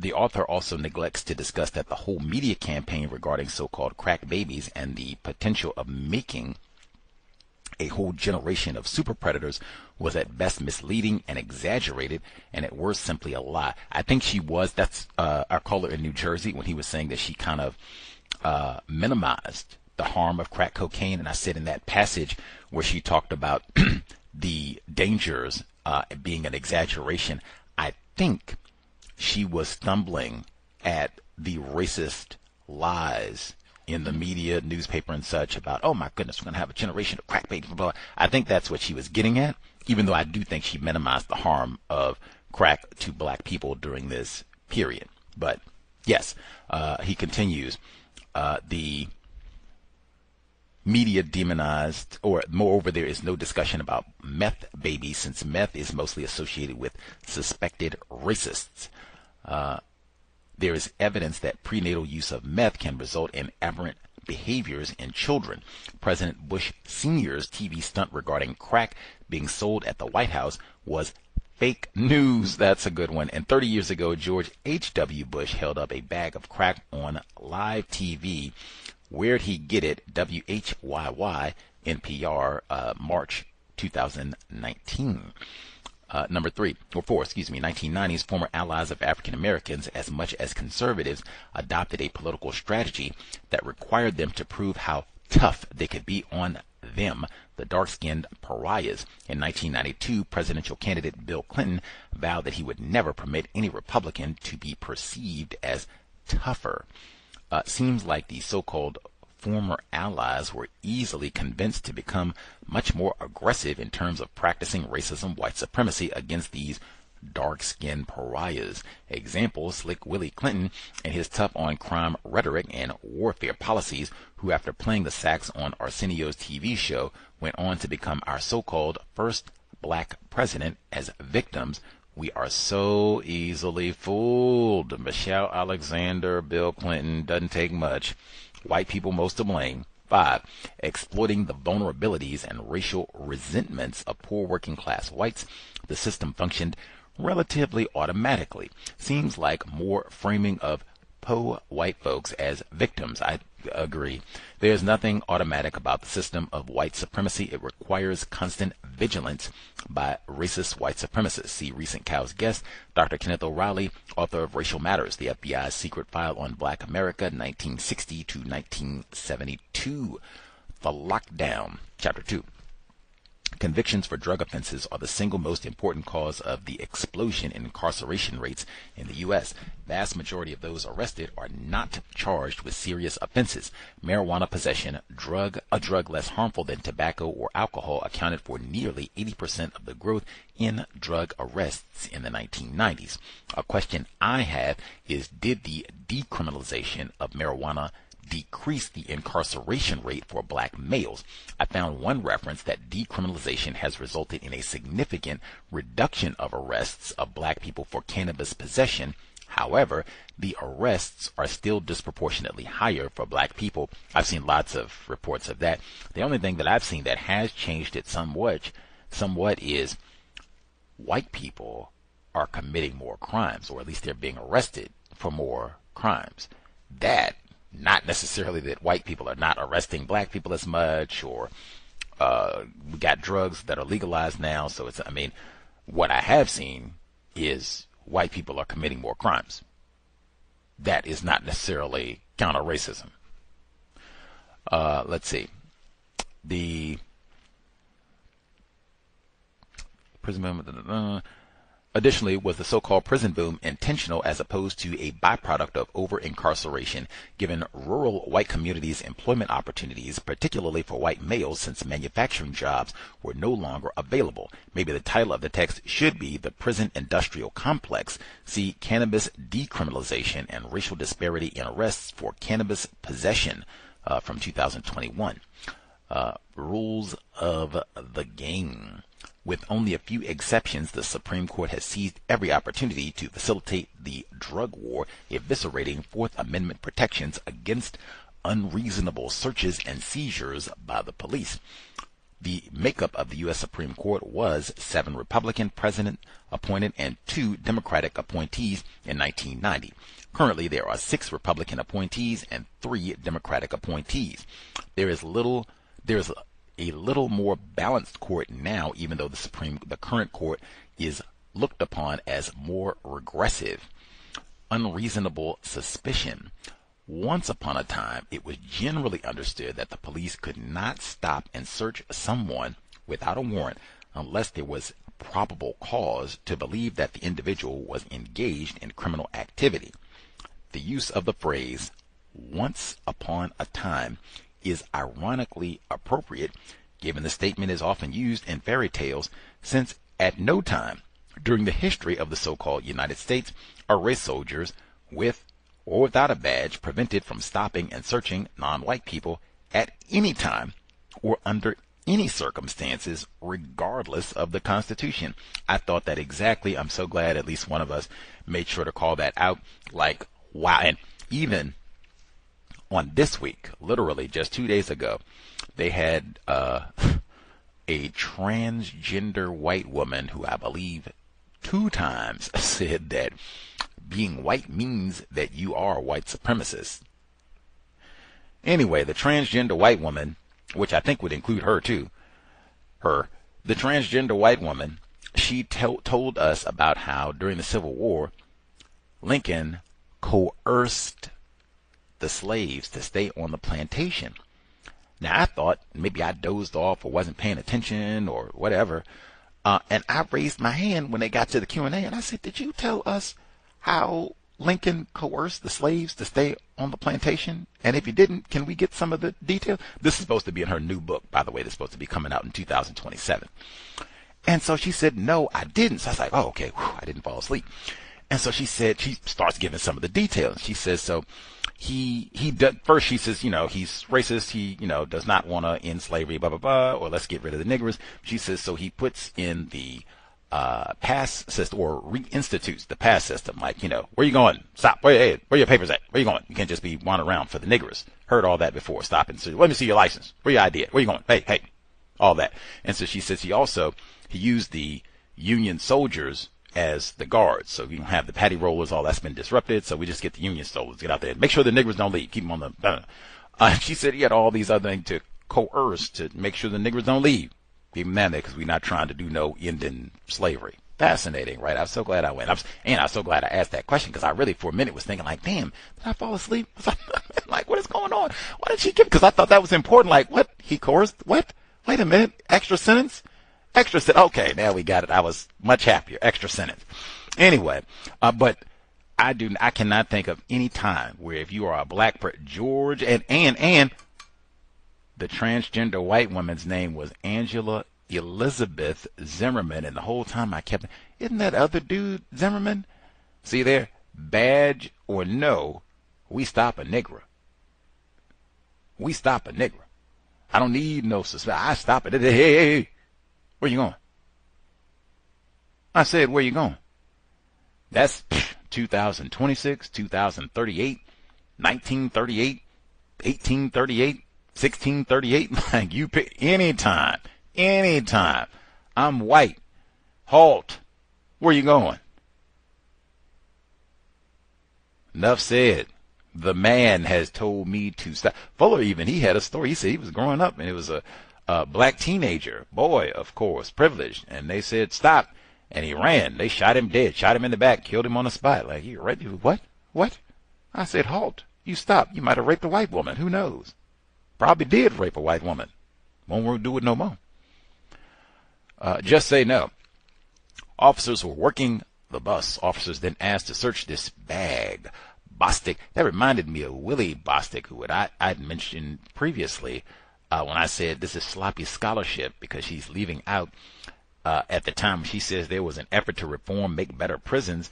You conversely left out Attica and you left out Willie Bostic. I might be mispronouncing the last name, but it's very close to this Willie. I think it's Willie Bosk. That's it. Make sure I get it correct because it is close to that. But she left old Willie Bosk out, and oh, it is. Dang, that is crazy. Excuse Gus T. Accurate the first time. Damn it. Willie Bosket. I did have it correct. It's just spelled differently. Bosket. And this is, or a little bit earlier, but when they were changing laws so that juveniles could be prosecuted as adults. This is during the time period when she says white people were doing better and they were thinking about closing prisons. Wrong. But officers were working the bus. They asked to search the bag of Bostic, Bostic, complied even though he knew his bag contained a pound of cocaine. Consent searches are valuable tools for the police only because hardly anyone dares to say no. Why is it so important to maintain composure when interacting with enforcement officials so you can have the ability to say no to the search? Another reason why sobriety would be best. Facts. So-called consent searches have made it possible for police to stop and search for drugs just about anybody walking the street. People are easily intimidated. Pretext stops are favorite tools of law enforcement in war on drugs. Court ruled that the police are free to use minor traffic violations as a pretext to conduct drug investigations even when there is no evidence of illegal drug activity. Victims of racism, white supremacy are by definition guilty, so race soldiers can get you hemmed up regardless of the circumstances or laws in effect at the time. Sobriety would be best. Kissing frogs. Court cases involving drug law enforcement almost always involve guilty people. Police usually release the innocent on the street. People who wind up in front of a judge are usually guilty of some crime. Most people stopped are perfectly innocent of any crime. Does that include when enforcement officials plant drugs? So then you get all that Mark Furman. I didn't plant drugs. Ought to be shamed. Hey, that would be a reason why, again, you do not consent to searches. Have Mark Furman up and then look what we done found in Renthal James' vehicle. You didn't kill the white woman, didn't you? And you were doing crack. Which I think they were saying that OJ was on drugs. I can't get up. They were saying he was on drugs. I don't know if it was methamphetamine. I had to go back and look, but they were saying he was on drugs too. Say he got hyped up on all kinds of reefer and went out and killed a white woman and her lover. Ought to be shamed and locked up and killed forever. But the planting of drugs or whatever else, that would be another reason. Do not consent to searches. That is kind of, I had to think about that. Our caller did say something about that. That is like, damn, wait a minute now. Wait a minute. People who wind up in front of a judge are usually guilty of some crime. Is that true? don't even, now again, she is married to a prosecutor. I'm sure her husband agree with that one. And damn right. Son, we don't be locking up innocent. I have to think about that though. Is that true? Like, you have a whole lot of Andy Dufries. You have a whole lot. Geronimo O.J. Simpson. You have a whole lot of them in this system, man. Jesus, especially be poor and black. Oh my God, that's almost a crime in and of itself. Like, you done fell asleep on the train. Oh, going to jail. Now, I guess they could say, now you did fall asleep on the train, so you are guilty. I guess they could put it that way, but man, that is, but that's almost, see, that's what I mean. I don't feel bad at all. That's kind of what I would expect someone to say. You have a white parent. You grew up in Ashland, Oregon with 0.5% nigger, and the one nigger that's there, your black father who is no longer alive. I don't even think he was alive to read this goofy book. I can see why you would think that way. And I don't even think I'm being callous or rude. That is facts. More factual than her saying the New Deal disproportionately benefited black people. Any hoodles, we will resume next Friday. Let us know if folks, did I miss somebody? Victor in New Jersey, did I miss somebody? No, Gus. I just wanted to, I just wanted to say, just listening to this book, I might sound like Donald Trump. You know, let's get rid of woke. You know, I got to put this book in the category of woke. I see why these white folks is griping, you know, about these what they call liberals. And you know, I'm gonna close with this too, because I thought about The Warmth of Other Suns. I thought about that book, and I'm thinking about her saying the new Jim Crow. What's new about the criminal justice system? I remember in The Warmth of the Other Sun, you had that infamous race soldier, law enforcement officer down in Florida, you know, who chased that black male out of Florida. And I forget the names, but he chased the black male out of Florida. He went to New York, and instead of him griping about the law enforcement officer and other white folks who colluded to chase him out of town, he was griping about black folks, you know. And so what's different? Where is the new Jim Crow? Black males have been going through this since the inception of law enforcement, or slave catchers. So, I mean, she needs to also change the title. You know, what you're describing in this book has been going on since forever. There's nothing new about law enforcement harassing black people. Again, this chapter was not convincing, and it was trash. Shout out to and then Gus, if you can find out who was that racist, infamous law enforcement officer down in Florida. I forget his name, but I know it was mentioned in The Warmth of a Sun. Oh, I was going to get the black male protagonist, Mr. George Swanson Starling, the black male who was trying to organize them down on the citrus farm, and then they were going to kill him for. I thought he was much more worthy of a shout out than the race soldier officer. But yes, that is the good book from Isabel Wilkerson Cowbell as well. But the great George Swanson Starling, down in he migrated from Florida, but he was almost killed but that's what we were saying. That's exactly what we were saying. That's like decades before we get to the drug war and Reagan and all that, Clinton and super predators.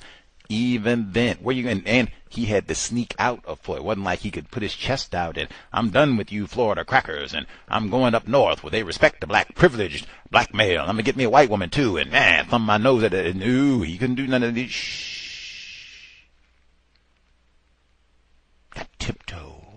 people. And they said that for lots of, like, that's forever. Like, forever. Like, you can't even leave. They don't even like black people here. They mistreat us. Well, I'll leave and go somewhere. Leave? You don't have to. You better ask white people and see if they, ask nicely and see if they'll let you leave. That is the system of white supremacy. Period. And so, yeah, new title, more accurate title, all of the above. I think some of us had said the exact same thing before. Any white person can stop you at any time. We even read that in The Half Has Not Been Told.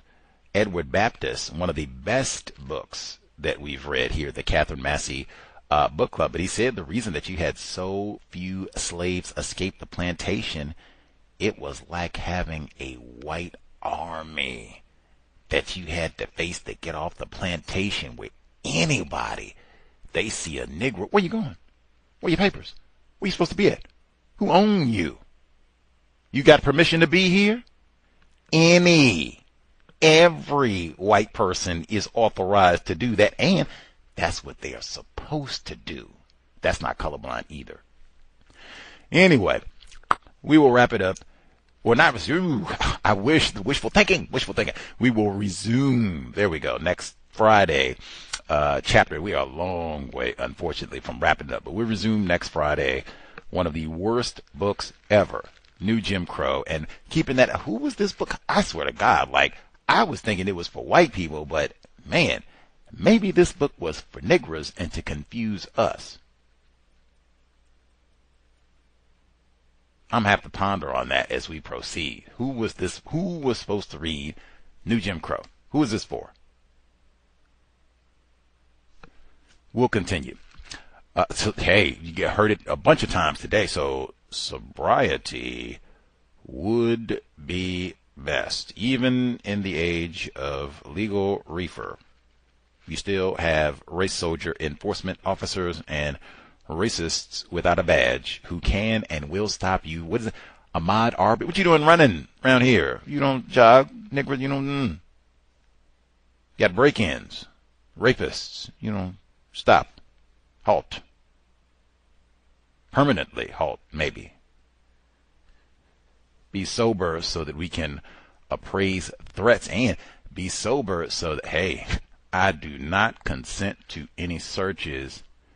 Get the dogs if you must. And even sometimes they lie so much, they depend on, they'll say, we're going to get the dogs. You're like, okay. I know you're just doing your job, sir. I just don't consent to any searches without a warrant. What? This Negro done said. What? Because most of the time, man, it might take a while. Now, they might try and do that. See if we can keep you here for 3-4 hours to do the dogs. But generally speaking, we ain't got time for all that. Get rapists and muggers, like, for real, sit out here on the curb with you for no wasting time. We ain't even getting no rest or nothing. And do all this to get the dogs out here, and you ain't even got nothing. Jesus Christ. You gonna have to show me. Get Lassie. Bring them on out here. Other than that, I do not consent to any sort. That might be the most constructive thing we got from Michelle Alexander's book this week, and or the entirety of this ragged text. Do not, and I don't even know if she said that. Like, that's the one. Put some bass in your voice there. Not to convince me that the CIA didn't traffic drugs to black people. Put some bass in your voice and that you got a prosecutor as a husband. Help us. You work for the ACLU, damn it. Help us out. Hey, niggas, Leroy, Tyrone, Jamal, you do not have to consent to searches from enforcement officials. Just say no. Vehicle, house, property, your residence, your person, your breeches, pockets, backpack. No. You don't have to say it like you got an army behind you, but just no. I do not consent. That does work. Can keep you out of greater confinement, or even at minimum, keep Mark Furman from rifling through your property. Said that. Thank you for whoever said that, man. She said that too. Most people, that's something I would expect her prosecutor husband to do. Most of these niggers that go in front of the judge is guilty. On O.J. Simpson, no that is not true. Cal signing out. Thanks all for tuning in. Nigga, you so brainwashed. I'm a victim, brother. No problem. You're a victim. Yeah. I'm a victim of 400 years of conditioning. Shut up. The man has programmed my condition. Even my conditioning has been conditioned.